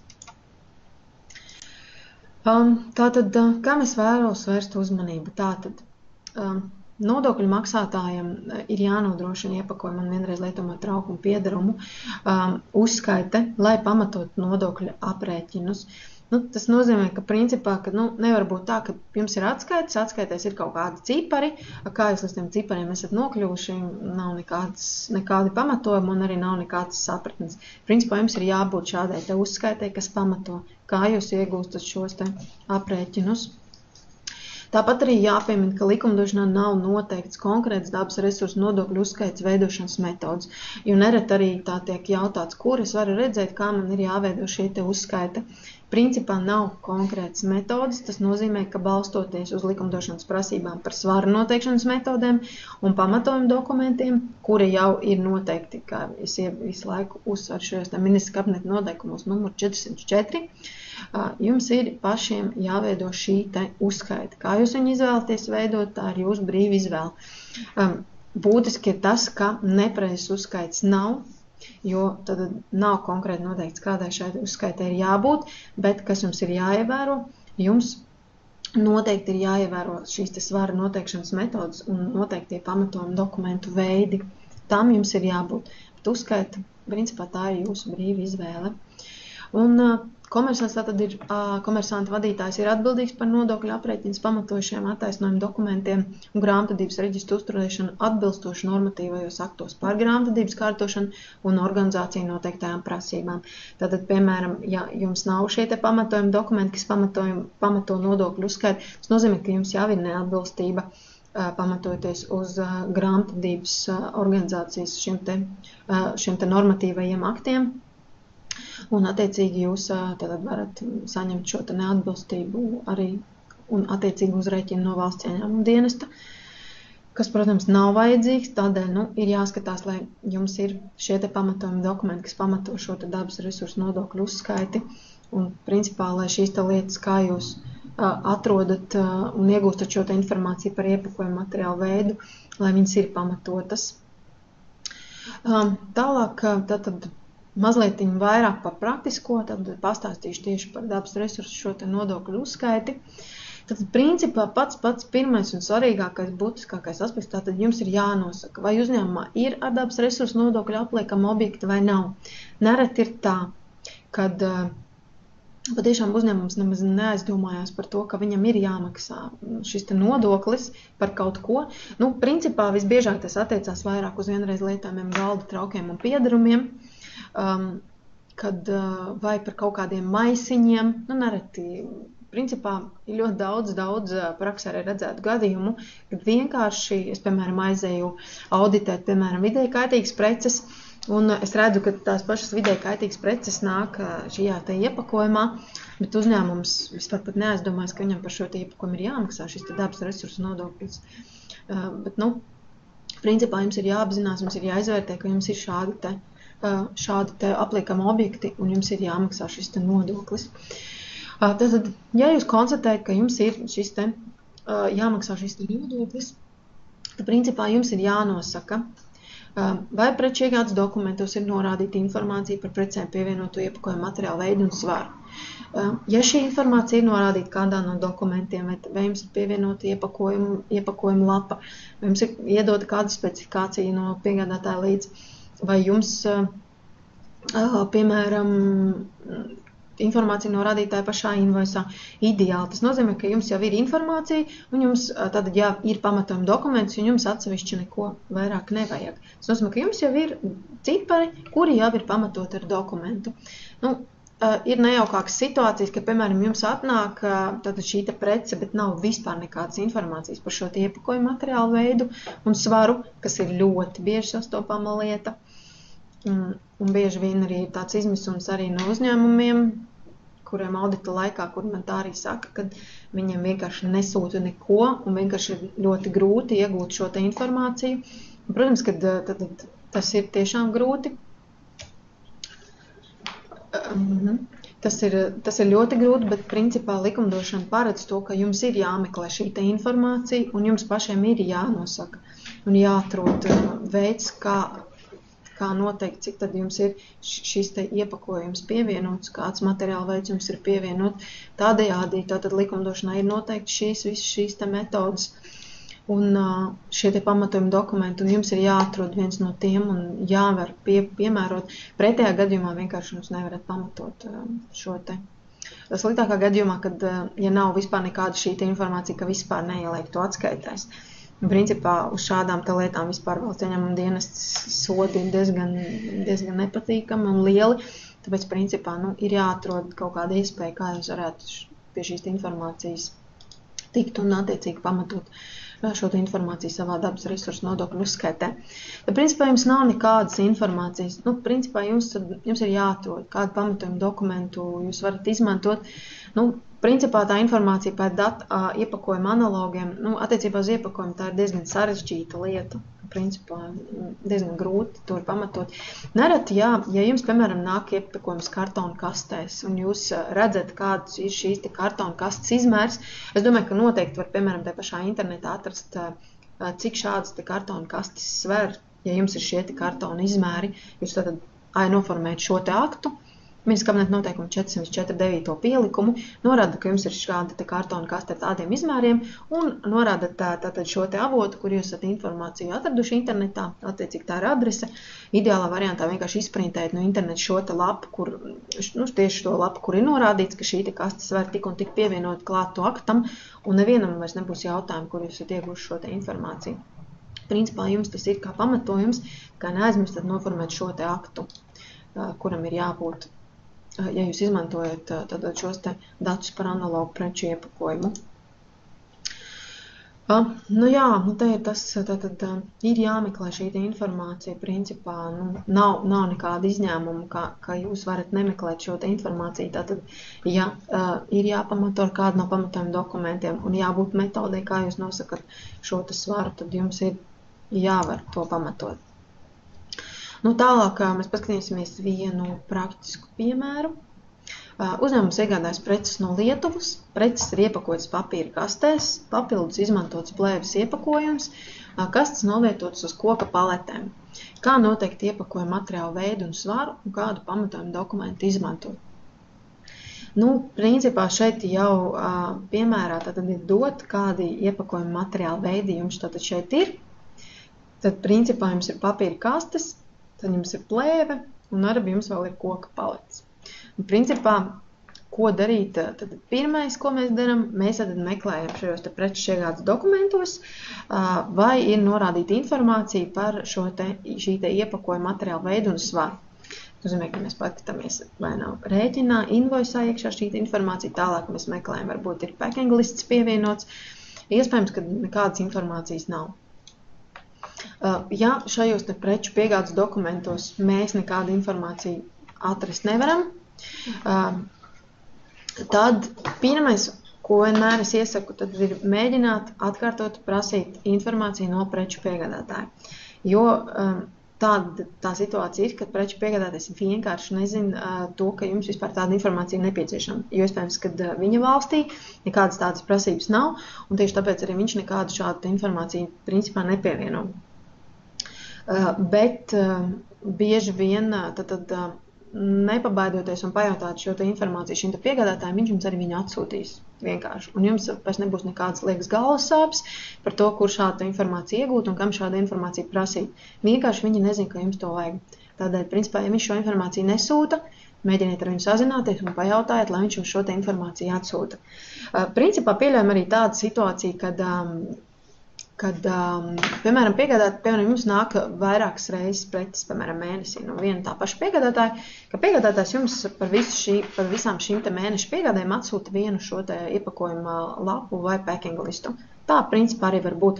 Galvenais, lai šajā packing listā viņš norāda, ka šis te packing lists attiecās uz tādu invoisu, numurs, datums, preču piegādēm, lai arī, piemēram, pārbaudāmais vai auditors vai valsts ieņēmuma dienesta pārstāvis, viņš var attiecīgi tad sastaistīt, ka jā, ir šādas te piegādes, un es esmu konkrēti var pārbaudīt, ka tieši šīs te packing lists attiecās uz šīm te piegādēm. Līdz ar to nav vairs nekādi jautājumi. Tas nozīmē, ka jums pilnīgi var būt viens packing lists, piemēram, par mēnesi, par vienu konkrētu periodu. Tas nekur nav aizliegts likumdošanā. Tātad pirmais prasām šo te informāciju piegādātājiem. Protams, ja piegādātājs šo informāciju nesniedz, tad mums atkal ir šis te apburtais loks, kad mums ir jāmeklē pašiem, kā noteikt šī te pievienotā iepakojuma materiālu veidu un svaru. Tad vai nu mēs šo te iepakojumu sveram, kas arī patiesībā nav pats ideālākais variants, jo bieži vien mums atnāk preces iepakojumā, mēs to iepakojumu vērt vaļā nevaram. Tad rodas jautājums, kā mēs varam iegūt šos te datus, cik tad mums katrs iepakojuma materiālu veids sver. Tas, ko es vēlos atgādināt, tad vai var būt iespējams, ka jums tātad varat izmantot šo te izņēmumu attiecībā uz šiem te 95% pamatmateriālu. Ja, piemēram, jums šos 95% veido pamatmateriāls un mazāk kā 5% veido cits materiāls, iespējams, ka jūs visu 100% varat likt savās atskaitēs kā pamatmateriālu veidu. Bet tas, protams, ir pašiem jums jākonstatē, kāds jums iepakojuma materiālu veids un kāds viņš jums nāk un cik lielā apmērā. Tātad, ja jūs izmantojat šo te svēršanu, šos te analogus, tad tas, ko es vēlos tad atgādināt, tad jums ir jānoformē noteikti šis te akts. atbilstoši šim 9. pielikumam. Attiecīgi viņš ir jāizpilda. Attiecīgi jāizpilda visas viņa prasības. Tātad jums ir jābūt rīkomam par komisiju, jābūt komisijai, jāiekļauj materiāli atbildīgā persona šajā te komisijas sastāvā. Attiecīgi jābūt, ja jūs noteikti sverat, noteikti ir jābūt svaru verifikācijai. Aktā jāiekļauj informācija par svaru informāciju, par svaru pēdējo verifikācijas datumu. Tad, ja jūs šo te svēršanu veicat pie cita komersanta, tad šajā aktā jāiekļauj šī te komersanta pārstāvs, un attiecīgi komersanta pārstāvjiem arī ir jāparakstās šajā te aktā. Un, protams, ja jums nav nekādu variantu, bet jums ir ļoti daudz naudas, tad jūs noteikti varat izmantot šo te lists atzinumu. Attiecīgi tad neatkarīgs eksperts jums sagatavo šo te lists atzinumu, attiecīgi uz šī te atzinuma pamata. Jūs vienkārši veicat savus dabas resursu nodokļu uzskaiti, un attiecīgi jums ir pamatojuma dokuments, šie te svari un materiāli veids jums ir pamatots, un jums vairs nav par to jālauz galva. Tālāk es esmu iekļāvusi vienkārši vienu paraudziņu, kāda varbūt šī te dabas resursu nodokļu uzskaite. Principā tas, piemēram, varbūt vienkārši Excel paraugs, kurā vienkārši jums ir principā savadīts visas šīs te piegādes, atšifrēts konkrētā piegādē, kāds iepakojuma materiāla veids, cik daudz jums ir. Principā šis ir tas viens no tiem veiksmīgajiem paraugiem, ko arī lielākā daļa izmanto. Tie, kuri šo te dabas resursu nodokļu uzskaiti, taisa šajā te Excelī. Bet principā šis ir ļoti viegli pārbaudāms variants. Es domāju, ka pašiem arī ir mazāka kļūdas iespējamība. Viegli var labot, ja kaut kas nepieciešams, viegli pārbaudīt. Arī auditors auditu laikā šāda te uzskaiti pārbauda noteikti ne katru invoisu, bet viņš var pārbaudīt jau izlases veidā. Tas noteikti iekonomēs jūsu laiku, tas iekonomēs auditoru laiku. Un šeit viegli pārbaudīt, kā jūs tiekat līdz tiem gala skaitļiem, kuri nonāk jau šajā te atskaitē. Bet principā šis ir vienkārši kā viens no paraudziņiem. Bet principā, kā jau es iepriekš teicu, tad nav konkrēts metodas, kā jums ir, kādai uz kā jums šī uzskaita ir jānoformē. Tā ir jūsu brīva izvēle. Un principā, kā jūs viņu formējat un kā viņi jums izskatās, tas nekad nebūs nepareizi. Un tas ir jāpieņem, ja tas jums ir ērti. Tas vēl, ko es vēlos uzsvērt tālāk, kad arvien vairāk uzņēmumu, arī tīri no prakses, varu teikt, izvēlas šo te uzskaitu kārtot elektroniski, izmantot jau savu grāmatvedības uzskaitas programmu, kas, protams, ievērojami samazina laiku, kas tiek atvēlēts šim te dabas resursu nodokļa aprēķināšanai. Piemēram, bieži vien ir tā, ka mums ir šī te grāmatvedības programma, bet mēs neizmantojam visus šos te programmas resursu, jo, piemēram, es domāju, ka iespējami varbūt kaut kāda analītika, kā var papildus ievadīt šo te informāciju, bet tieši arī šajā gadā, ejot vairāk uz auditiem, es jau redzu, ka ļoti daudz uzņēmumu tiešām jau meklē iespēju, kā vadīt šo te informāciju klāt jau savās uzskaitas programmās, lai viņiem vairs atsevišķi nav jāvada kaut kāda Exceli un vienkārši jāvada ļoti liels laiks attiecībā uz šo te uzskaitas noformēšanu. Tieši arī šajā gadā bija pie uzņēmuma, kas tātad savā programmā vienkārši ir ieviesis, tātad vadot iekšā šo te invoisu, konkrēti vadot iekšā šīs te preces, atsevišķā šītiņā vienkārši var ievadīt konkrēti, cik tad viņam ir klāt šīm te precēm bijis šis te iepakojums, konkrēti ir izdalīts, piemēram, iepakojuma materiāla veidi, piemēram, kartons, koks, plastmasa, un vienkārši ailītais ir jāievada, cik šajā te piegādē ir bijis klāt iepakojums. Tas nozīmē, ka izvēlētos atsevišķu šo te atskaiti, jūs pa konkrētu periodu jau iegūstat, cik tad iepakojums jums ir ienācis iekšā šajā kaut kādā konkrētā periodā. Protams, tas ir jāskatās, cik tas viss maksā. Protams, kad konfigurēt savas programmas noteikti maksā papildus līdzekļus, bet tīri no pieredzes var teikt, ka iespējams tas ir noteikti izdevīgi, nekā katru periodu vienkārši sēdēt un vadīt Excel un mēģināt saprast, cik tad daudz man tur jāmaksā un kur man vispār gūtos datus. Tā kā principā ir tāda iespēja. Un tad noteikti par to vajag padomāt, jo tas noteikti samazinās jūsu laiku. Tālāk pastāstīšu par biežāk pieļaujamām kļūdām. Principā, kādas es kā autors esmu novērojusi audita laikā. Principā, dabas resursu nodokļu uzskaita ir jāveido pamatoties uz faktiem. Tad nevar izgudrot informāciju. principā, ko es arī pārsvarā semināros stāstu šo te pieredzi, kad tieši audita laikā bija pie uzņēmuma, un cilvēks tad savās atskaitēs raksta iekšā skaitļus, un kad es viņam jautāju, no kurienes viņš šo skaitļus ņem, viņš saka, viņš man pretī liek to, ka viņš šajā te jomā strādā vairāk kā 10 gadus, un viņš vienkārši no galvas jau zina, cik kas sver un kāds iepakojums viņam nāk. Un principā tad ir jautājums, kā tad viņš pamato šos te savus datus, ar kādu pamatojumu dokumentu, jo, kā mēs zinām, pamatojumu dokumentu sastāvā nebija tāds fakts kā pieredze, tāpēc mums principā ir jābūt kādam šim te dokumentam, lai trešā persona var pārbaudīt šo te informāciju, no kurienes jūs esat šos te datus ieguvuši. Tad, principā, mēs neko neizgudrojam, ja mums ir, lai gan tas ir ļoti bieži sastopami, ja godīgi jāsaka, bet, principā, mums ir jāmeklē iespēja, kā pamatot šo te informāciju. Tātad, dabas resursu nodokļu uzskaiti ir jāveido šiem te dokumentiem, nevis balstoties uz pieredzi. Tātad, ja jūs veicat šī te iepakojuma svēršanu, tad liels klupšanas akmens ir šī svaru verifikācija. Šiem te svariem ir jābūt verificētiem. Jo nereti ir uzņēmumi, kuros ir šie te svari, bet par šo te svaru verifikāciju vienkārši ir aizmirsts un viņi nav nodrošināti. Tas nozīmē, ka jau auditoram vai valsts ieņēmuma dienas darbiniekam jau ir jautājums par to, vai tie svari rāda pareizi, vai tiešām tātad šīs te dati, kurus jūs parādat savās atskaitēs, vai šie te dati vispār ir ticami. Tātad, ja tiek veikta svēršana vai izmantota informācija par analogiem, kā pamatojuma dokuments, ir jānoformē akts. Tas ir šīs te Ministru kabineta noteikuma numur 449. pielikums. Un tātad, ja tiek noformēts šis te akts, tad noteikti ir jānoformē rīkojums par komisijas izveidi, jo, principā, jums šis akts būs kā pamatojuma dokuments noteikti. Es noteikti kā autors pajautāšu šo te rīkojumu. Nereti ir jautājums par šo te rīkojumu, cik bieži man šis rīkojums ir jāsagatavo.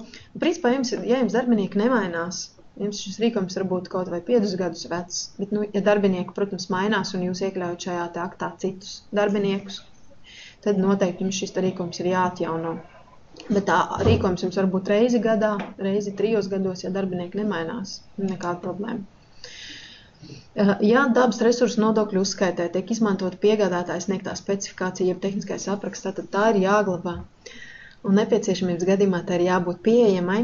Tas nozīmē, kā jau es minēju, ka tātad 3 gadus tā ir jāglabā. Ja, piemēram, auditors vai valsts ieņēmuma dienests pārbauda, tātad šo te pārbauda 3 gadus uz atpakaļ. Tas nozīmē, ka jums ir jāspēj pierādīt, kas 2 gadu atpakaļ, kāda aktuālā informācija jums bija izmantota jūsu dabas resursu nodokļu uzskaits pamatošanai. Tas nozīmē, ka jums viņai ir jābūt. Nereti ir tā, ka šī informācija ir savadīta iekšā šajās te programmās, bet auditoram nevar uzrādīt vienkārši no kurienes šī informācija nāk. Nereti arī tādi gadījumi, kad ir viena programma ar piegādātāju, nereti ir meitas un mācas uzņēmumi, un tiek izmantot viena programma, un mācas uzņēmums vienkārši ielādē šos te datus par pievienotāju iepakojumu iekšā šajā te programmā, un, piemēram, atnāk auditors uz auditu un jautā, kur jūs esat šo te informāciju ieguvuši. Uzņēmuma pārstāvs atbild, ka principā mums šo informāciju dod mācas uzņēmums, viņš mums ielādē iekšā automātiski programmā. Tad ir jautājums, kā jūs to varat pierādīt, ka tāds reāli arī notiek. Un tas nozīmē, ka šim te mācas uzņēmumam ir jādod šī te specifikācija arī atsevišķi, lai to var pārbaudīt. Jo vienkārši šo te faktoru grūti pārbaudīt trešai personai, kad kāds kaut ko ielādē. Tas nozīmē, ka šai specifikācijai vai tehniskam aprakstam ir jābūt papīra veidā vai arī attiecīgi kaut kur saglabātam datorā vai uz diska. Bet viņa ir jāvar pārbaudīt, viņa ir jābūt. Un nereti arī tā ir neatbilstība.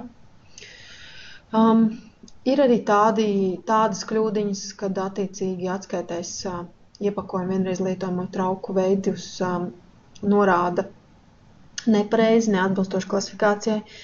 Piemēram, bija viens, vēl tagad ir tādi gadījumi, kad nereti koku papīra kartonu vienkārši summē kopā, un tā arī uzrāda atskaitēs kā papīra un kartona iepakojuma materiāla veidu.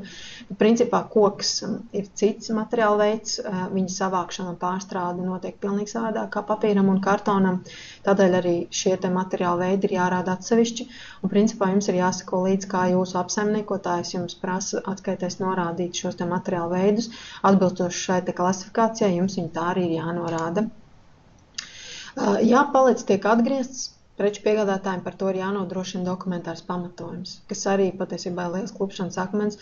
Tas nozīmē, ka ja jums šīs te palicis atgriežat un šajos dokumentos nav norādīts, ka palicis tiek atgriezts vai nav kaut kāds atsevišķs invoice vai dokuments vai CMR, tas nozīmē, ka, principā jūs nevarat pierādīt to, ka šīs te palicis ir aizgājušas atpakaļ un pa viņām nav jāmaksā šis te dabas resursu nodoklis. Principā ir jāatrod veids, kā jūs atrunājat šo informāciju. Vai tas ir līgumā ar šo te piegādātāju, vai viņš to rāda nodokļu rēķinā, ka palicis tiek atgriezts. Principā ir jābūt šādam te dokumentam. Un, protams, dabas resursu nodokļu uzskaitā jāņem vērā visi iepakojuma veidi, arī tie, kuri tiek pieminot preču pārpakošanas rezultātā. Piemēram, ja jūs iepērkat preces lielākās iepakojuma vienībās, jūs viņas izpakojat, nopērkat šeit citu iepakojumu un pārpakojat, tas nozīmē, ka pilnīgi par visu šo iepakojumu ir jāmaksā šis te nodoklis, jo jūs ar šo te savu saimniecisko darbību rādat piesārņojumu. Līdz ar to šo visu iepakojumu ir jāmaksā šis te nodoklis. Tātad apsaimniekotājiem atskaitēs ir jārāda pareizais, faktam atbilstošais iepakojuma materiāla veids, jo, kā jau es iepriekš minēju, tātad katrs iepakojuma materiāla veids tiek vākts un pārstrādāts savādāk. Tas nozīmē, ka ir ļoti svarīgi, ka jūs norādat, ka jums ir koks un ka jums ir papīrs un kartons. Tātad, ja jums ir noslēgts līgums ar apsaimniekotāju, taču atskaites periodā, šajā iepakojuma periodā ceturksnī nav nekādi darījumi, un nav arī attiecīgi nekāda iepakojuma apjoma, tas nenozīmē, ka jums nav jāsniedz šīs atskaites. Jums ir jāsniedz šīs atskaites, un jums ir jānorāda pa nullēm, lai šis apsaimniekotājs zina, ka jums nav nekāda apjoma. Nevis apsaimniekotājs gaida no jums atskaites, un viņš nevar neko sagaidīt, un viņš nezina, ir jums apjoma vai jums nav apjoma. Tad, principā, jums ir jārauda šīs atskaites pa nullēm. Principā, tas ir viss, par ko es gribēju jums šodien arī pastāstīt. Es ceru, ka jūs guvāt labāku ieskatu par visu, bet mums ir saņemt vēl daudz jautājumi, kurus mēs principā varam. Ja es arī uz kādu jautājumu varbūt nepaspējuši atbildēt, mēs noteikti atbildēsim jums rakstiskā veidā uz šiem te jautājumiem. Tā. Nu jā, šeit ir jautājumi, tātad, ja savu saimnieciskās darbības nodrošināja, tiek pirkta atkritumu maisiņi, savu atkritumu savākšanu. Šeit ir tas, jā, par ko jau es teicu, ka principā atkritumu maisiņš, viņš nav, principā viņš nepilda iepakojuma funkciju, viņš netiek pievienots precei, kā izstrādājuma kopums. Principā, es domāju, ka viņš šeit nav, par viņu jāmaksā kā par dabas resursu nodokli. Tā saimnieciskās darbības nodrošināja tiek pirkts mazumtirdzniecībā baterijas, spuldzes, lampiņas, akumulātori, vai tās preces ir dabas resursu nodokļu objekts. Principā, šīs ir tās lietas, kas attieksies vairāk uz vidējkaitīgām precēm, par kurām es stāstīšu rītā.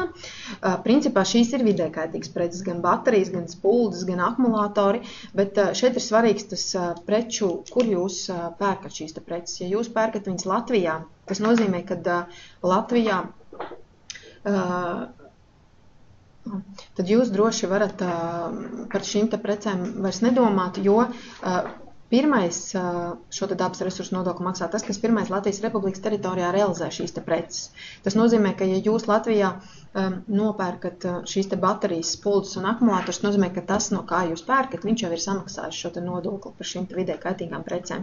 Ja jūs viņus vedat, esat ieveduši Latvijā un pirmie realizējat vai savā saimnieciskajā darbībā izmantojat, tad gan jā, tad par jums būs jāmaksā kā par vidējkaitīgām precēm. Bet par to mēs arī runāsim rītā. Tad, ja nopērkat Latvijā, tas pirmais jau, kas pārdod, viņš jau ir samaksājis par šīm te lietām. Iepērkoties depo, pārdevējs automātiski iesit čekā iepirkumu bezmaksas maisiņu. Principā par šiem te maisiņiem depo domā. Tas nozīmē, ka depo par šiem te maisiņiem maksā dabas resursu nodokli. Tas nekādīgi uz jums neattiecās, ka tas čekājums iekšā. Viņš savā tirdzniecības vietā ir izlicis šos te maisiņus, kur jūs varat šos te pirkumus savus salikt. Tas nozīmē, ka par to domā depo. Depo maksā nodokli par šiem te maisiņiem. Tā. Tālāk Normons mums ir atsīcījis jautājumu, ja saņemam kafiju no Lietuvas kartona kārbās, kā noteikti kartona svaru, ja nav dots pavadzīmē. Šeit ir tā lieta, kad ir jāmeklē. Principā, jāskatās, ja tās ir kartona kārbas, viņas ir visas, principā, vienādas, tad jūs vienkārši varat atrast, iespējams, internetā pēc izmēriem, cik šādas te kartona kastes sver. Un tad jūs varat vienkārši izmantot datus par analogiem. Ja ir daudz un dažādas kastes, es domāju, ka principā arī tas ir vieglākais variants. Vienkārši pēc izmēriem atrast, cik šādas te kastes sver. Es vismaz noteikti to izmantotu. Protams, variants, šeit ir arī otrs, ja jūs, piemēram, šo te kafiju no šīm te kārbām, pārpakojat, jums pēc tam paliek tās kastes. Varbūt jūs tās kastes varat nosvērt, ja jums ir šie te svari. Attiecīgi noformējat šo te ministra noteikumu, šo te 404.9. pielikumu, arī izmantojot datus par analogiem, jums ir šis te akts jānoformē. Tāds variants ir, tad izmantot, meklēt vienkārši, cik šīs te kārbas sver. Vai arī viņus vienkārši nosvērt. Tā, Inita Veidela mums uzdod jautājumu, kā noteikt iepakojumu veidu un svaru, ja prece tiek iepirkta Lietuvā un vairumtirgotājs piegādā preci gala lietotājiem pats, un iepakojumu veids un svars pavadzīmē netiek norādīts. Tātad, principā, ja jūs nopērkat no Lietuvas, mēģiniet jautāt varbūt šim te piegādātājiem šo te informāciju. Bet, principā, šeit ir tas, par ko es runāju, kad šīs te, neskatoties uz to, kad it kā piegādātājiem varbūt nav tik sarežģīti jums šo te informāciju visu iedot, bet, nereti ir tā, kad, atnāk un šīs informācijas nekādas nav. Principā, jums ir jāmeklē, kā jūs šo informāciju iegūstat. Viens variants mēģināt prasīt šim te piegādātājiem šo te informāciju. Otrs variants ir varbūt šī te svēršana. Trešais variants, ja jums ir tie iepakojumi daudz un dažādi, šeit par analogiem droši vien būs grūtāk atrast, bet, principā jums ir viens no tiem veidiem jāizdomā, kā jūs pie šīs informācijas varat veikt. Materiāla veids ir mazliet vieglāk, principā jūs viņus varat nokonstatēt pēc fakta. Piemēram, ka jums tur nāk šis te kartons, vai jums tur nāk šī te plastmasa. Bet, šis te svars jums ir jāmeklē, vai jūs to sverat, vai jūs meklēt šos te analogus, kā jūs šo informāciju iegūstat. Tā, Sarmīta mums uzdod jautājumu, vai par pārtikas plēvi alumīnija foliju, ko sabiedriskās ēdināšanas uzņēmums izmanto tikai produktu uzglabāšanai vai sagatavošanai, ir jāmaksā dabas resursu nodoklis. Šeit ir tas tā jautājums tā. Principā, šeit ir tā, jūs savā saimnieciskajā darbībā izmantojat gan to plēvi, gan to alumīnija foliju, pa lielam kā iepakojumu. Principā, tad viņš sanāk, ka viņš jums ir kā, neskatoties to, ka tās ir sabiedriskās ēdināšanas uzņēmums, tad viņš ir kā iepakojums, ja jūs viņā glabājat šo te preci, jūs viņu izmantojat savā saimnieciskajā darbībā. Tā. Tālāk mums Inīta uzdod jautājumu, kā rīkoties gadījumā, ja saņemam preci iepakojumā, iepakojuma veids un svars dokumentos nav norādīts un preci nogādājam klientam neatpakotu tajā pašā iepakojumā, kā saņēmām. Mans jautājums attiec uz datortehniku, piemēram, monitors, dators. Šis ir ļoti populārs jautājums tieši uz datortehniku, kas arī audita laikā mums ir bijis. Tieši par to, ka nedrīkst atpakot šo te iepakojumu. Šeit ir variants, kad jūs prasat piegādātājiem, tas, ko es vienmēr uzsveru, ja no viņa nekādīgi nesanāk iegūt šo te informāciju. Otrs variants ir noskaidrot, cik, piemēram, pēc analogiem sver šī te preci, kas jums ir iekšā, un vienkārši nosvērt šo te iepakojumu ar sveci un ar preci un attiecīgi arī iegūt vienkārši to starpību, un attiecīgi šī te starpība starp bruto un neto jums vienkārši būs šis te iepakojums. Kā tāds variants.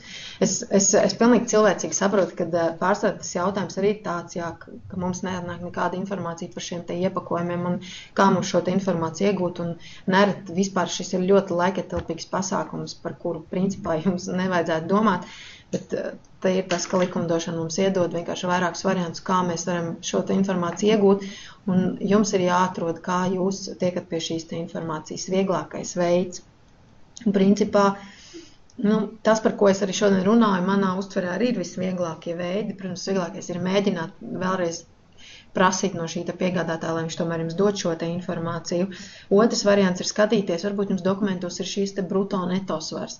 Un ja jūs, piemēram, zinat, ka jums, piemēram, šis monitors atnāk kartona kastē, jā, ir man tur iekšā plēve, bet varbūt tā plēve man nav vairāk par šiem 5%. Un ja jums ir šis bruto neto svars, pieņemiet, ka jums ir šis kartons 100% un attiecīgi šī starpība starp bruto neto ir šis iepakojums. Un attiecīgi tad vienkārši izējiet kaut kā no šādas situācijas. Bet, otrs variants jāi par šīm kastēm mēģināt vienkārši meklēt analogus. Varbūt internetā var atrast arī uz datortehniku, piemēram, kā viņi tiek iepakot. Piemēram, ir konkrēts monitors un tiek iedots kaut kur internetā, varbūt ražotājiem bruto neto svars un attiecīgi turienes jūs varat iegūt šo informāciju. Bet, protams, tas ir laikatilpīgs process un es to visu saprotu, ka tas aizņem ļoti daudz laika. Ja, piemēram, jums arī nāk nāk viens un tā pati prece, principā jūs vienreiz noskaidrojat šo iepakojumu materiālu veidu un svaru šai precei, pirms jūs nākamajā reizē varat izmantot šos pašus datus. Vienkārši tajā vienā reizē ir, principā, šajā vienā reizē vienkārši ir jāsēž un jāpavada šis laiks. Iespējams pie muļķīgām lietām, bet, principā tāds arī ir, jā. Tad mums vēl Jeļena ir atsūtījis jautājumu. Darbinieks paņem palicis kurinātu pirti. Dabas resursu nodokli aprēķināt vai nē. Šeit ir tā lieta, ja jums ir noslēgts līgums ar apsaimniekotāju, tad principā jums par tām paletēm ir jāmaksā, neskatoties uz to, ko jūs ar viņām darat, vai jūs viņus sadedzināt, vai darbinieks paņem kurināt vai nē. Ja jūs, piemēram, izmantot šo iespēju, kad paši izveidot šo apsaimniekošanas sistēmu, tad principā iespējams, ka jūs ar kaut kādu apliecinājumu varat pierādīt, jā, ka jūs esat sadedzinājuši šīs paletes.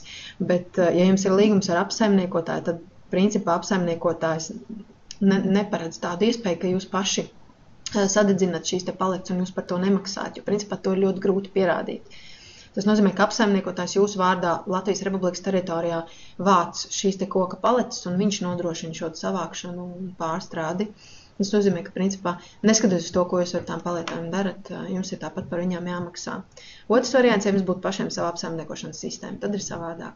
Tad jūs varat jau paši jau atskaitīties vides ministrijai un domāt, kā savākt un kā pārstrādāt šos visus iepakojuma materiālu veidus.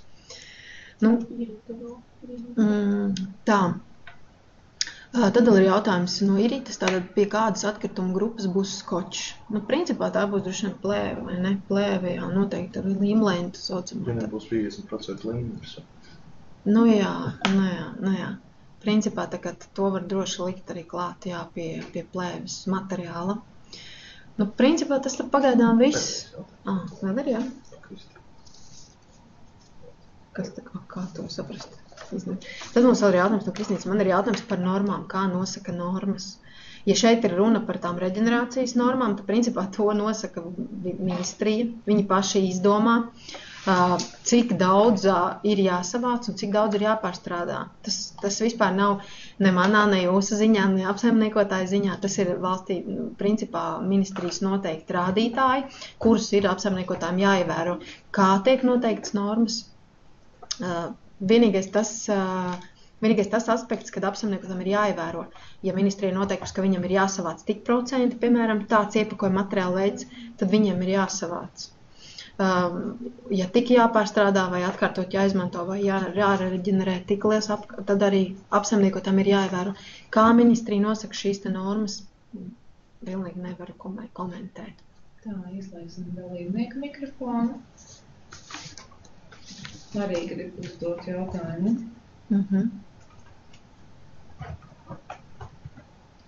Kā es varu to darīt, jā?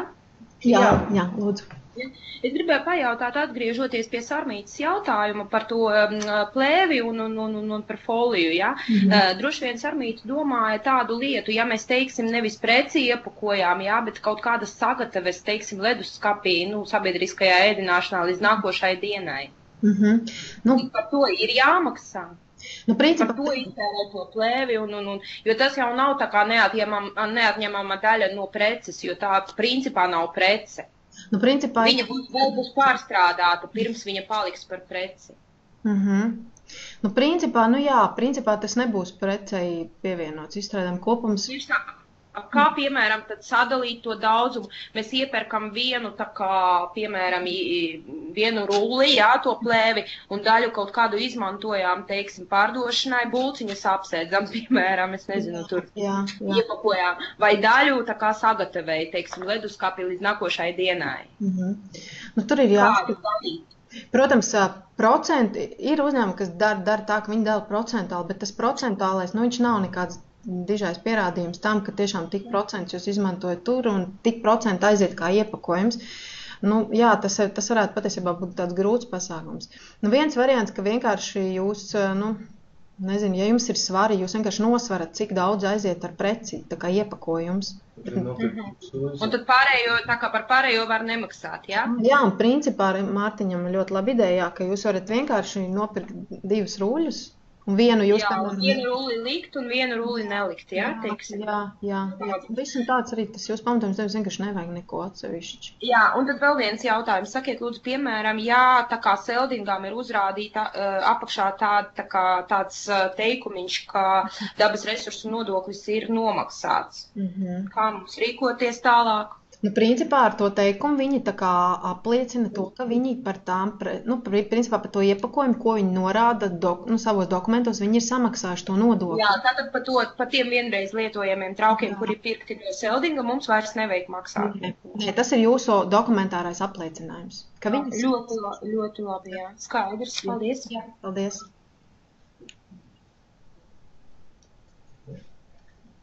Tā, principā tad... Droši vien no manas puses tas arī ir viss.